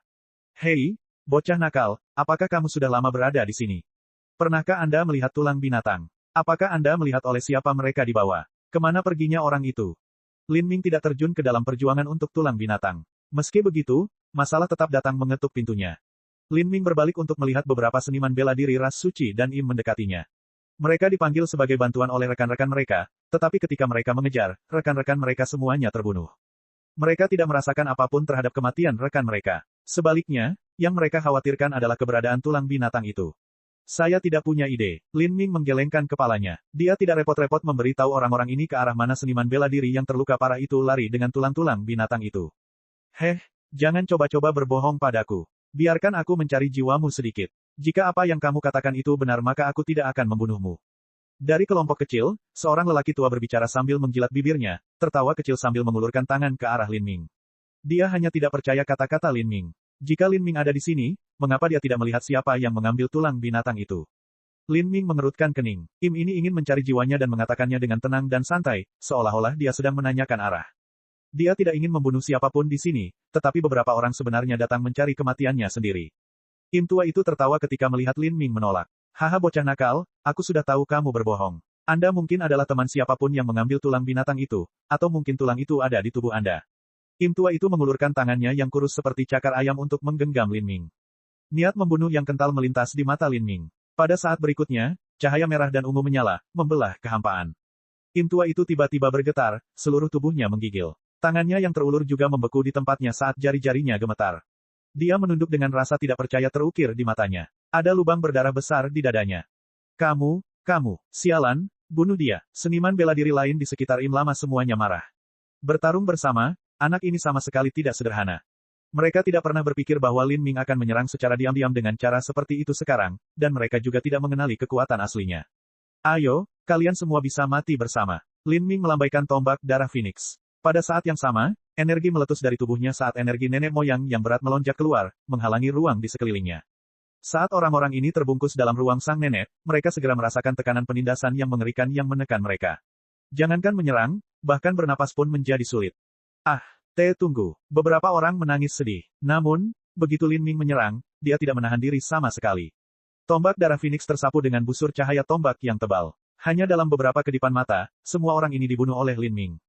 Darah berceceran di mana-mana. Lin Ming menghapus darah dari Phoenix Blood Spear dan menggelengkan kepalanya. Mereka membunuh orang lain seperti memotong rumput. Orang-orang Jalan Asura ini benar-benar gila secara mental. Saat Lin Ming berbicara dengan suara keras, dia mendengar ledakan energi samar hanya beberapa puluh mil jauhnya. Jelas terlihat beberapa orang mulai berkelahi. Aku akan mengelilingi mereka. Lin Ming tidak ingin terjebak dalam masalah yang lebih merepotkan. Jika ada pertempuran yang terjadi di jalan maka dia hanya akan mengelilingi mereka. Namun, setelah 10 mil, dia menghentikan langkahnya. Pertarungan yang terjadi di kejauhan sebenarnya sangat tidak biasa. Dari energi asal yang liar dan panas di udara, dia bisa merasakan bahwa kedua belah pihak yang bertarung semuanya adalah tuan, sama sekali tidak ada bandingannya dengan sampah yang baru saja dia bunuh. Siapa yang bertarung? Tabrakan energi yang cepat dan dahsyat ini jelas merupakan pertarungan antara individu yang luar biasa. Terlebih lagi, bagaimana ini bisa terdengar? Pendengaran Lin Ming sangat tajam. Bahkan dari jarak sejauh itu dia bisa mendengar suara apa yang datang dari medan perang yang kacau itu. Saat dia mendengar suara yang dikenalnya, Cahaya yang menakjubkan muncul di matanya. Saya kira saya akan pergi melihatnya. Saat Lin Ming berbicara, dia dengan cepat bergegas menuju medan perang. Jarak 20-30 mil hanya membutuhkan beberapa kedipan waktu. Pada saat ini, dia mendengar seseorang berteriak, sayap Phoenix gelap. Untuk sesaat, aura Dewa Binatang melonjak ke langit. Lin Ming sangat akrab dengan aura ini. 10 tahun yang lalu, dalam arena pertemuan bela diri pertama alam ilahi, dia bertarung melawan aura ini. Wings of the Dark Phoenix, aura Dewa Binatang, apakah itu Xiao Moxian? Dia juga datang ke Jalan Asura. Siapa yang dia lawan? Bab 1448, Phoenix di dalam api pertempuran. Lin Ming sangat terkejut saat mengetahui bahwa Xiao Moxian adalah salah satu orang yang berkelahi. Tapi ketika dia memikirkannya lebih jauh, itu tidak aneh sama sekali. Dengan bencana besar yang siap meletus kapan saja, Xiao Moxian juga ingin meningkatkan kekuatannya dengan cepat, namun di alam ilahi saja, akan sulit baginya untuk menemukan ruang yang cukup untuk tumbuh. Dia membutuhkan saingan dan lawan, dia membutuhkan dunia baru untuk memperluas wawasannya, dan dia membutuhkan tekanan yang akan memaksanya untuk berubah menjadi seseorang yang lebih hebat dari sebelumnya. Jalan Asura memang tempat yang sangat bagus untuk dikunjungi. Kemudian, setelah tiba di sini, Xiao Moxian suatu saat mendapatkan misi untuk pergi ke Great Desolate. Dan, kemunculannya di sini juga masuk akal, karena Desolate Springs adalah jalur masuk teraman ke Great Desolate. Saat Lin Ming memikirkan hal ini, dia mempercepat. Dia bisa dengan jelas melihat bayangan Phoenix gelap di langit jauh. Lin Ming telah bertarung dengan Xiao Moxian sebelumnya jadi dia dengan jelas memahami bahwa ini adalah kekuatan garis keturunannya, Phoenix True Form. Kecuali dia menghadapi lawan yang tangguh, Xiao Moxian tidak akan dengan mudah mengungkapkan kemampuan ini di Jalan Asura. Itu mirip dengan gajah yang memperlihatkan gadingnya atau badak yang memperlihatkan culanya, itu akan membangkitkan keserakahan orang lain. Dugaan Lin Ming benar, Xiao Moxian memang berada dalam krisis besar. Penyebabnya sederhana, setelah Xiao Moxian memasuki Jalan Asura, tempat pertama dia berhenti adalah Kota Gelombang. Setelah memasuki Wave City, dia pergi ke area penerbitan misi, mirip dengan benteng Dewa Hitam Kota Perselisihan, dan kemudian dia juga berpartisipasi dalam permainan uji coba di sana. Dengan bakat Xiao Moxian, mendapatkan hadiah tingkat jiwa biru 50 lencana itu terlalu sederhana, dan bahkan mendapatkan hadiah tingkat hitam puncak tidaklah sulit sama sekali. Setelah Xiao Moxian memiliki 2 gambar, meskipun dia tidak menarik hadiah takdir yang telah ditarik Lin Ming, dia masih mengeluarkan kemungkinan hadiah hitam puncak kedua, dan yang terbaik pada saat itu. Jika dia menggambar itu, nilai dari rune dewa hanya akan sedikit lebih buruk daripada hadiah takdir. Ini akan cukup untuk menyebabkan semua seniman bela diri di Wave City menjadi gila karena keserakahan. Selain itu, hadiah tingkat jiwa birunya kemungkinan merupakan jenis kemungkinan ketiga yang paling berharga juga. Jika faktor-faktor ini dijumlahkan, hasilnya bisa dibayangkan. Xiao Moxian sekarang dikepung dari semua sisi. Api menghanguskan langit berbintang. Api hitam menyapu badai. Xiao Moxian memegang cambuknya yang panjang dan cepat, kecepatannya mencapai tingkat yang tak terbayangkan seolah-olah dia akan mengobrak-abrik ruang itu sendiri. Api menyala sepanjang cambuk. Setiap kali cambuk dicambuk, seniman bela diri akan terkoyak, hanya menyisakan kabut berdarah. Mayat sudah menumpuk di sekelilingnya. Mayat-mayat ini terkoyak oleh pukulan cambuk yang panjang atau hangus menjadi abu. Adapun Xiao Moxian, rambut panjangnya berserakan dan darah menodai wajahnya. Mata hitam pekatnya yang besar dipenuhi dengan cahaya yang kejam dan kejam. Meskipun dia biasanya terlihat nakal dan imut, sebenarnya dia memiliki darah monster dan ras iblis yang mengalir melalui nadinya. Ketika harus membunuh seseorang, dia bisa langsung menjadi penyihir wanita gelap, tidak menunjukkan belas kasihan sama sekali. Dia sudah lama bertarung, dan puluhan orang telah terbunuh olehnya. Bebatuan di sekelilingnya diwarnai hitam dan merah, dan semua tumbuhan di sekitarnya telah layu. Ada banyak luka di sekujur tubuhnya dan bahkan sayap Dark Phoenix miliknya yang besar basah oleh darah. Darah ini miliknya. Medan perang sudah kental dengan aroma darah dan kematian. Xiao Moxian seperti malaikat kegelapan, tubuhnya dipenuhi kekuatan yang menakutkan saat dia memanen semua kehidupan di sekitarnya. Saya yakin dia pasti memiliki garis keturunan Phoenix sejati di dalam dirinya.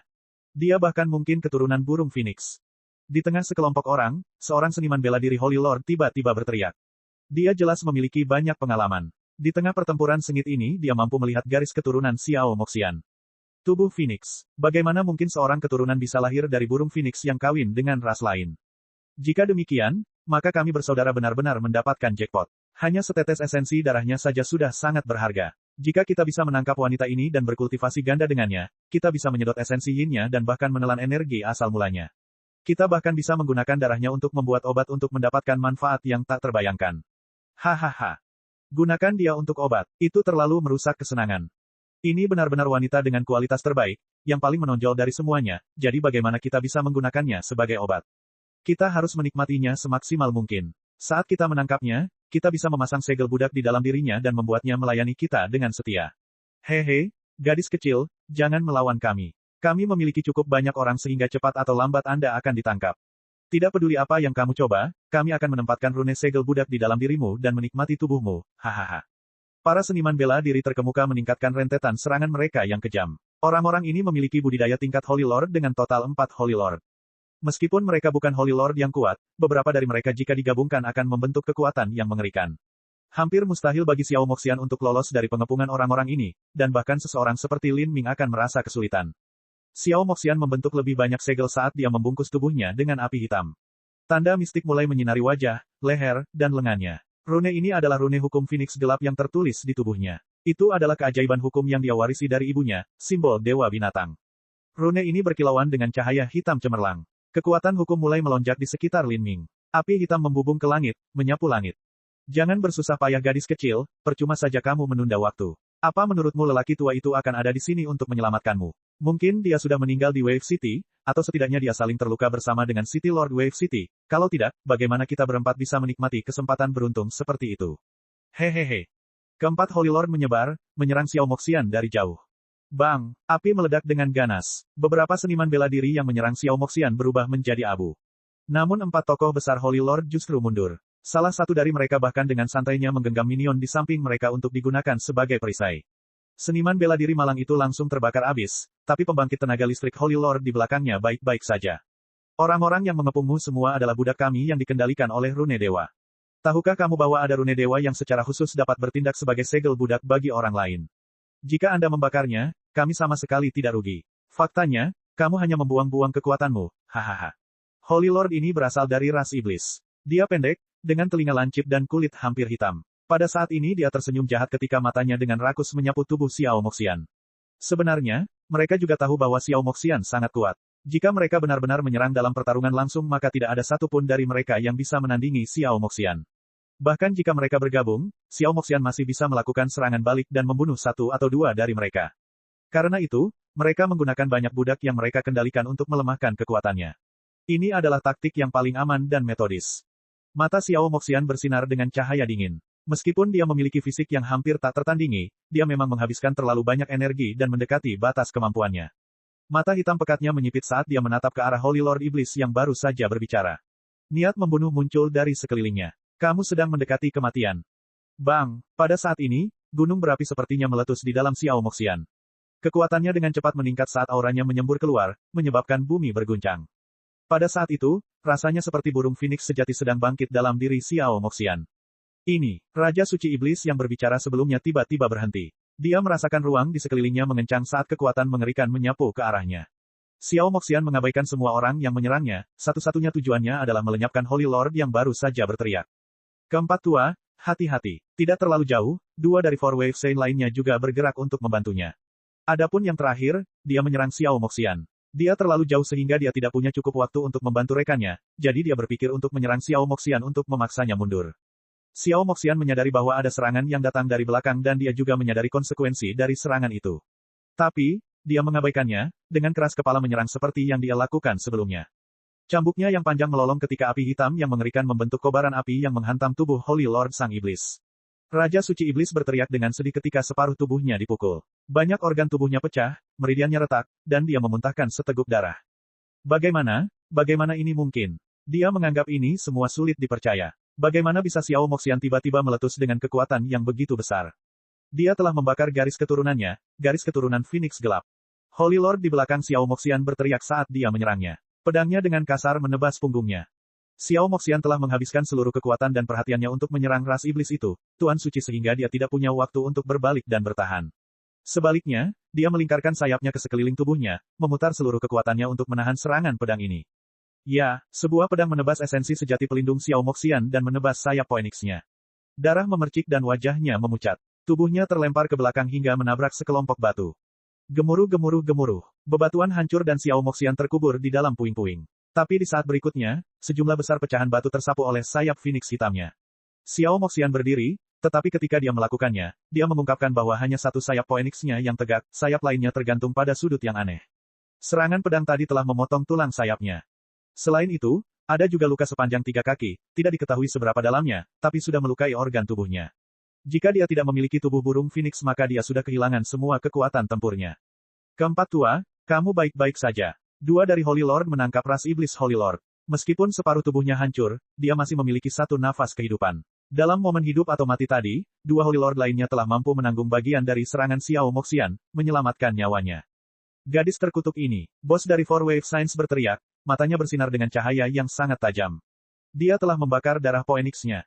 Binatang Dewa Phoenix adalah satu-satunya makhluk di alam semesta yang dapat dengan bebas membakar esensi darahnya tanpa mengurangi api kehidupannya. Ini karena mereka dapat terlahir kembali di dalam api nirwana.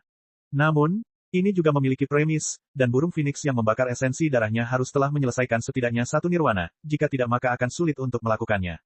Saat ini, Xiao Moxian belum menjalani nirwananya, sehingga dia hanya bisa membakar darah Phoenix kunonya paling banyak satu kali. Jika dia melakukannya lagi maka dia akan merusak kekuatan hidupnya, seperti seorang seniman bela diri biasa yang membakar esensi darahnya. Ayo serang bersama, dia sudah kelelahan. Benar, tidak ada yang menahan diri. Kita tidak bisa membiarkan gadis kecil ini mengeluarkan kartu truf seperti yang dia lakukan pada si tua keempat. Kami akan mencuri harta karun yang dia peroleh, mempertahankan kehidupan rendahannya dan memasang segel budak di dalam dirinya, lalu melatihnya dengan baik. Kata Four Wave Science, mata mereka berkilauan karena keserakahan dan penyimpangan. Di antara mereka berempat, 3 orang yang masih memiliki efisiensi pertempuran berdiri. Kekuatan mereka mulai bergema satu sama lain sebelum tiba-tiba meledak. Energi menyembur keluar. Orang-orang ini semuanya berasal dari ras iblis atau ras suci, dan kekuatan mereka yang berbeda berkumpul untuk membentuk diagram susunan. Di dalam diagram susunan ini, bayangan monster laut raksasa mulai muncul. Monster laut ini sangat besar, dengan puluhan tentakel, menyerupai gurita raksasa. Menyerang. Mereka bertiga menyerang dengan pedang mereka. Saat pedang mereka menebas, Xiao Moxian memelototi mereka, matanya dingin dan tegas. Pada saat ini, dia tidak mungkin lagi membakar darah Phoenix kunonya lebih jauh lagi. Bahkan membakar sedikit darahnya barusan telah memberikan beban yang sangat besar pada tubuhnya. Bahkan dalam keadaan kelelahan di mana dia seperti lilin yang berkelap-kelip tertiup angin, dia masih menebaskan cambuknya pada ketiga pedang itu. Pada saat yang sama, dia mengeluarkan slip diok dari cincin spasialnya dan menuangkan esensi sejatinya ke dalamnya sebelum menghancurkannya. Ini adalah slip diok tipe pertahanan. Meskipun itu sangat berharga, mustahil untuk bertahan melawan serangan gabungan dari 3 Holy Lord. Paling-paling itu akan mengurangi luka yang diterimanya. Terimalah nasibmu. Ketiga Holy Lord terkekeh dengan kejam, kecepatan mereka meningkat hingga mereka seperti 3 meteor yang meluncur menuju Xiao Moxian. Diagram susunan muncul di atas pedang mereka dan monster laut raksasa di belakang mereka dengan kejam raung saat mengirimkan beberapa tentakel yang mengarah ke Xiao Moxian. Pada saat itu, bumi tiba-tiba berguncang dan ruang angkasa terkoyak. Batu-batu gunung berjatuhan dalam longsoran salju saat kekuatan ruang angkasa mengerang di udara. Ketiga Holy Lord bahkan tidak punya waktu untuk merespons. Mereka melihat Xiao Moxian menghilang dari pandangan mereka, digantikan oleh gerbang batu kuno tebal yang jatuh dari awan, memisahkan mereka darinya. Apa ini? Hentikan. Ketiga Holy Lord itu sangat cepat. Serangan mereka tidak melambat sedikit pun saat mereka menebas gerbang batu. Faktanya, mustahil bagi mereka untuk melambat, seperti seseorang yang sedang balapan tiba-tiba berhenti total. Jika mereka melakukannya maka energi dan momentum dalam serangan mereka akan menimbulkan reaksi balik terhadap mereka dan malah melukai mereka. Diagram susunan pada pedang mereka bersinar lebih terang. Monster laut mirip gurita itu meraung dan menghantamkan tentakelnya ke gerbang batu. Gemuruh. Energi meledak. Semua serangan jatuh ke gerbang batu. Gelombang kejut yang liar menyebar keluar, menyebabkan semua batu di dekatnya hancur. Hantu monster laut yang menanggung beban terberat dari dampak ini telah terkoyak. Sedangkan untuk gerbang batu yang berat itu, hanya bergetar sedikit tanpa menunjukkan tanda-tanda kerusakan. Setelah itu, diagram susunan di atas pedang ketiga Holy Lord juga retak. Karena terlalu cepat, semuanya menabrak gerbang batu. Untuk sementara waktu, mereka benar-benar pingsan. Engah, bos dari Four Wave Science memuntahkan seteguk darah. Meskipun dia belum diserang sekarang, dia mengalami cedera rebound. Ini seperti seseorang yang meninju dinding batu dengan seluruh kekuatannya. Meskipun temboknya baik-baik saja, tangan mereka akan terluka. Apa yang telah terjadi? Perubahan kejadian yang tiba-tiba ini membuat para Holy Lord bingung dan terkejut. Bos Holy Lord tiba-tiba melihat ke atas ke langit dan melihat seorang pemuda terbungkus jubah hitam. Pemuda ini memegang tombak panjang. Bentuk tubuhnya biasa saja, begitu pula penampilannya. Wajahnya agak kuning, membuatnya tampak seperti seseorang yang tidak akan pernah diperhatikan di tengah orang banyak. Tanpa ragu, gerbang batu yang turun tadi berasal dari orang ini. Bab 1449, melawan 4 orang suci. Bab 1449 melawan 4 orang suci. Siapa kamu? Ekspresi Four Wave Science berubah ketika mereka melihat pemuda yang tampak biasa ini muncul di depan mereka. Dia terlihat masih sangat muda, tapi langkah pertamanya adalah mengeluarkan alat sihir yang aneh. Tidak diketahui dari mana alat ajaib ini dibuat, tetapi kekuatan pertahanannya tak tertandingi dan tak tergoyahkan. Hanya dengan melihatnya, orang dapat mengetahui bahwa itu adalah harta yang sangat berharga. Biasanya, mereka akan berpikir untuk mencurinya, tetapi jika mereka bertarung sekarang mereka harus melawan Xiao Moxian dan pemuda aneh ini bersama-sama. Itu adalah keputusan yang sangat tidak bijaksana. Dia adalah manusia. Terlebih lagi, dia berada di budidaya alam transformasi ilahi. Sepertinya dia bukan teman gadis itu jadi dia seharusnya tidak tahu harta apa yang dimiliki gadis itu. Tidak ada yang tahu keberadaan kita juga, kata salah satu dari 4 orang suci gelombang. Ketika Xiao Moxian melarikan diri dari Wave City, dia mengalami pergeseran kehampaan dan melarikan diri. Untungnya, salah satu dari mereka memiliki rune pelacak langka yang mampu mengunci posisinya dari jauh. Jumlah rune pelacak ini sangat sedikit. Meski bukan hanya mereka yang memilikinya, para Four Wave Saint yakin bahwa ketika Xiao Moxian melarikan diri, tidak ada seniman bela diri di sekitarnya yang memilikinya. Saat bos gelombang memandang Xiao Moxian, dia tahu dari ekspresinya bahwa dia tidak tahu siapa orang itu. Selama mereka bukan teman maka semuanya akan lebih mudah. Jangan meremehkannya hanya karena sepertinya dia memiliki budidaya alam transformasi ilahi. Dia mungkin menggunakan semacam metode rahasia untuk menyembunyikan budidayanya. Lagi pula, dia jelas bukan orang bodoh, dan tidak ada yang akan menyerang seseorang yang jelas-jelas lebih kuat dari mereka. Four Wave Saints tidak menurunkan kewaspadaan mereka karena musuh mereka hanya memiliki alam transformasi ilahi. Pemuda berjubah hitam itu menggenggam tombak panjangnya dan perlahan melayang di antara Fortide Saints dan Xiao Moxian. Pemuda ini secara alami adalah Lin Ming. Setelah Lin Ming mengubah penampilannya, tidak hanya penampilannya menjadi polos dan biasa tetapi bahkan aura jiwanya pun telah diubah. Bahkan Xiao Moxian pun tidak bisa melihat siapa dia. Sobat, aku menasihatimu untuk tidak ikut campur dalam urusan orang lain. Di jalan Asura ini, kami memerintah berdasarkan hukum rimba dan yang kuat memakan yang lemah. Mereka yang tidak bisa mengurus urusannya sendiri kemungkinan besar akan mati. Jika kamu pergi sekarang maka kami mungkin akan memberimu beberapa keuntungan sebelum kami mengirimmu dalam perjalanan, tapi jika kamu bersikeras untuk tetap terjebak dalam situasi ini maka jangan salahkan kami 4 orang suci gelombang karena bersikap kasar. Wave Boss memperingatkan Lin Ming. 4 orang suci gelombang. Alis Lin Ming melengkung ke atas. Tampaknya para seniman bela diri di Jalan Asura lebih suka membentuk tim dan memberi nama konyol pada diri mereka sendiri. Triad hantu besi hitam yang dia temui sebelumnya juga sama. Lin Ming melirik Xiao Moxian. Ketika dia tiba, dia melihat Xiao Moxian membakar darah Phoenix kunonya hingga hampir membunuh salah satu dari Four Wave Saints. Harus diketahui bahwa Four Wave Saints semuanya adalah Holy Lord, budidaya mereka tidak bisa dibandingkan dengan triad hantu besi hitam. Jika mereka berempat bergabung bersama, kekuatan mereka akan meningkat lebih jauh. Meski begitu, Xiao Moxian mampu bertahan begitu lama dan hampir membunuh salah satu dari mereka. Mayat-mayat yang berserakan di tanah merupakan pemandangan yang mengkhawatirkan. Sejumlah besar seniman bela diri transformasi ilahi dan alam dewa ilahi semuanya dibunuh oleh Xiao Moxian. Hidup mereka telah ditebas hanya dengan satu pukulan, darah mereka mewarnai batu dan tanah menjadi merah. Kekuatan ini sungguh membingungkan. Ini luar biasa, bahkan mungkin Pangeran Kekaisaran Naki tidak lebih berbakat dari Xiao Moxian, tapi Xiao Moxian juga jauh lebih muda darinya. Tubuh dewa yang hanya terlihat sekali setiap miliar tahun sungguh luar biasa. Lin Ming terperangah. Dalam bencana besar, Xiao Moxian pasti menjadi pahlawan wanita kuat yang memainkan peran utama. Siapa kamu? Apa kita pernah bertemu sebelumnya? Transmisi suara esensi sejati Xiao Moxian bergema di telinga Lin Ming. Dia tidak mengenali gerbang Primordius dan dia juga tidak melihat perubahan penampilannya.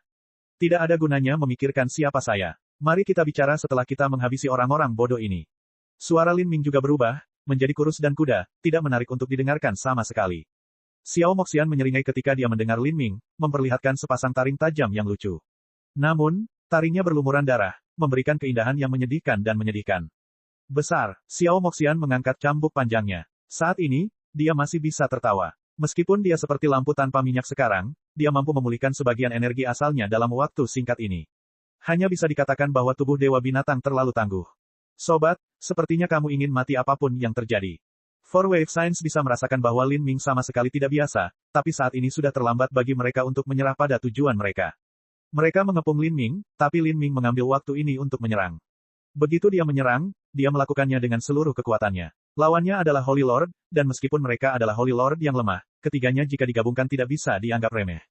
Bang! Gerbang Primordius dikirim meluncur ke depan oleh Lin Ming sekali lagi. Momentumnya luas dan gemilang, seperti longsoran salju yang tak ada habisnya. Ini gerbang batu lagi. 4 orang suci gelombang meringis. Jangan mencoba untuk bertahan melawannya. Menyebar dan serang dia. Kata Wave Boss dengan transmisi suara. Seluruh tubuhnya meletus dengan esensi astral dan dia bergegas ke depan seperti belut licin, menghindari gerbang Primordius untuk menyerang Lin Ming sendiri. Bagaimanapun, dia masih merupakan pembangkit tenaga listrik Holy Lord. Ketika pedangnya ditebas, dikombinasikan dengan kekuatan tubuh fana yang besar, angin pedang itu sangat ganas dan tajam. Serangan pedang ini bahkan bisa membelah gunung menjadi 2.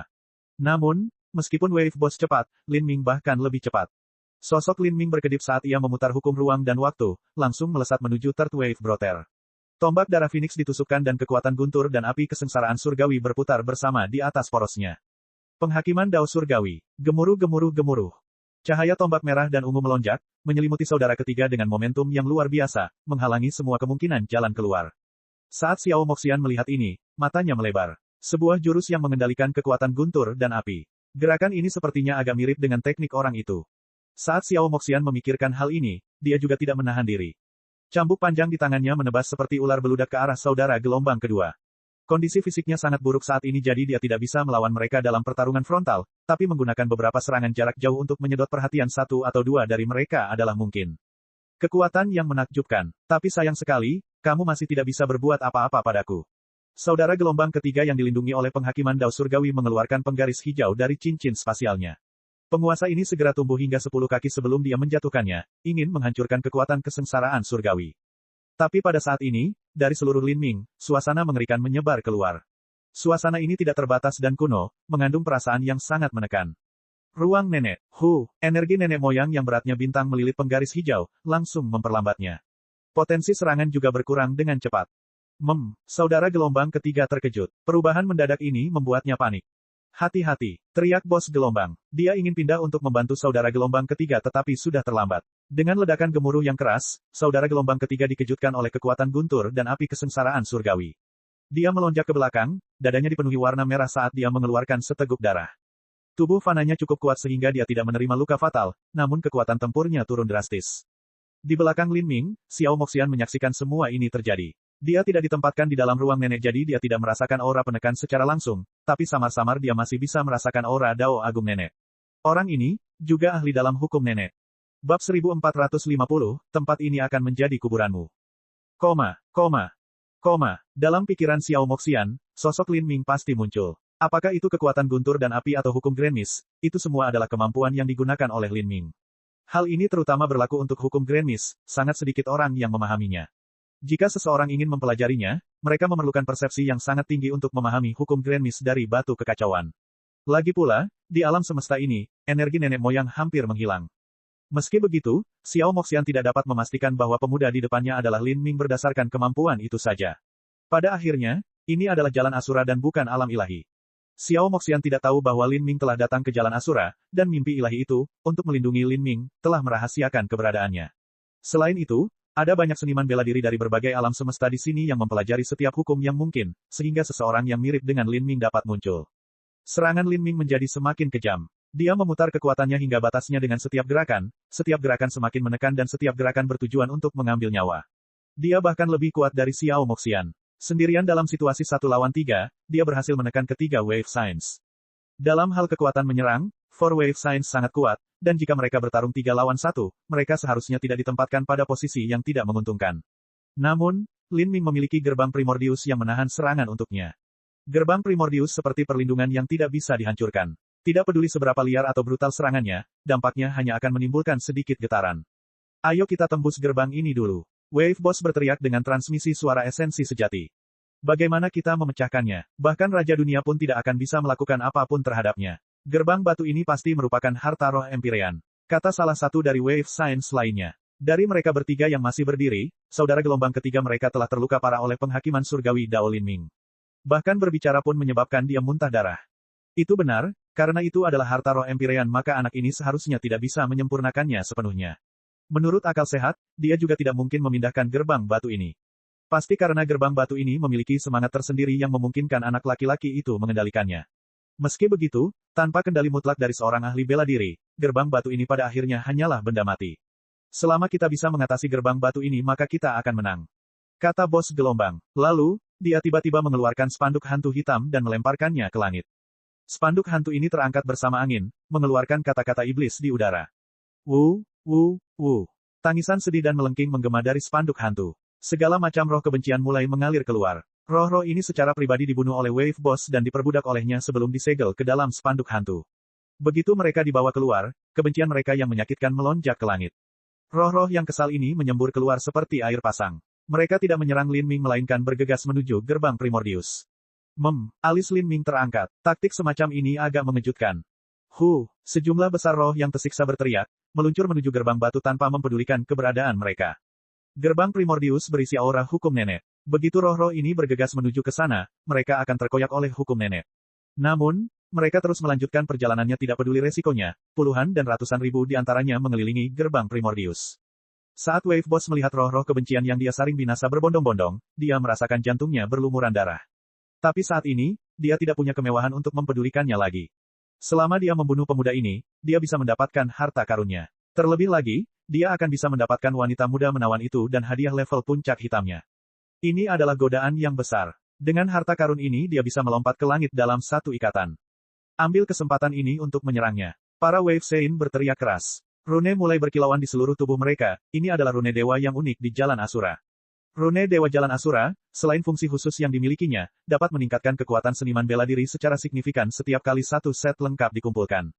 Tuan, hati-hati. Orang-orang ini telah mengumpulkan 3 set rune emas dan setengah set rune jiwa biru. Mereka dianggap sebagai Asura bintang 2 puncak tertinggi dan dapat menikmati berkah kekuatan tinggi dari Jalan Asura.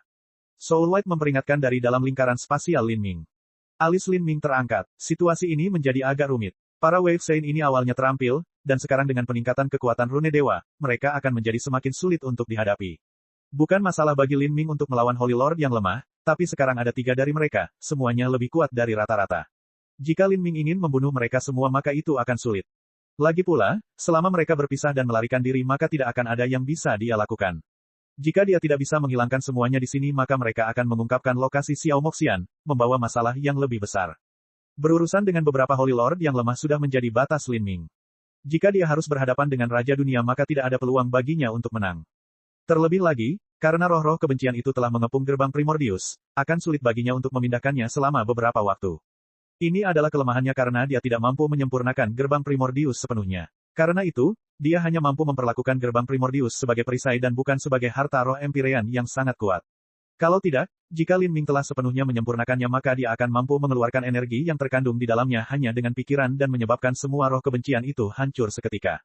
Tuan, Anda juga memiliki tanda dewa. Meski belum lengkap, mereka masih merupakan rune tingkat hitam zenit. Jika Anda memanggil kekuatan mereka ke dalam tubuh Anda dengan teknik misterius maka Anda juga dapat meningkatkan kekuatan Anda.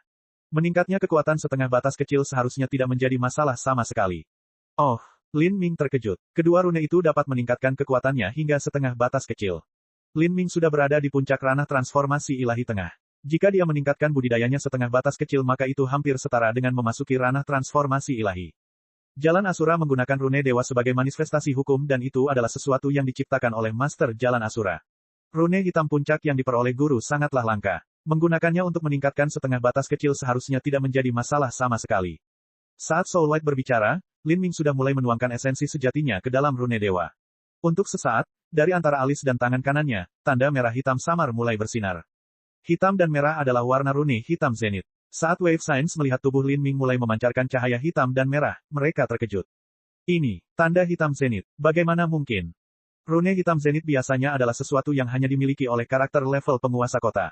Terlebih lagi, rune hitam puncak yang mereka miliki biasanya berasal dari alam yang lebih rendah. Tapi, 2 tanda hitam puncak yang bersinar di tubuh Lin Ming keduanya berkobar dengan cahaya ilahi, memancarkan aura yang luar biasa dan menakutkan.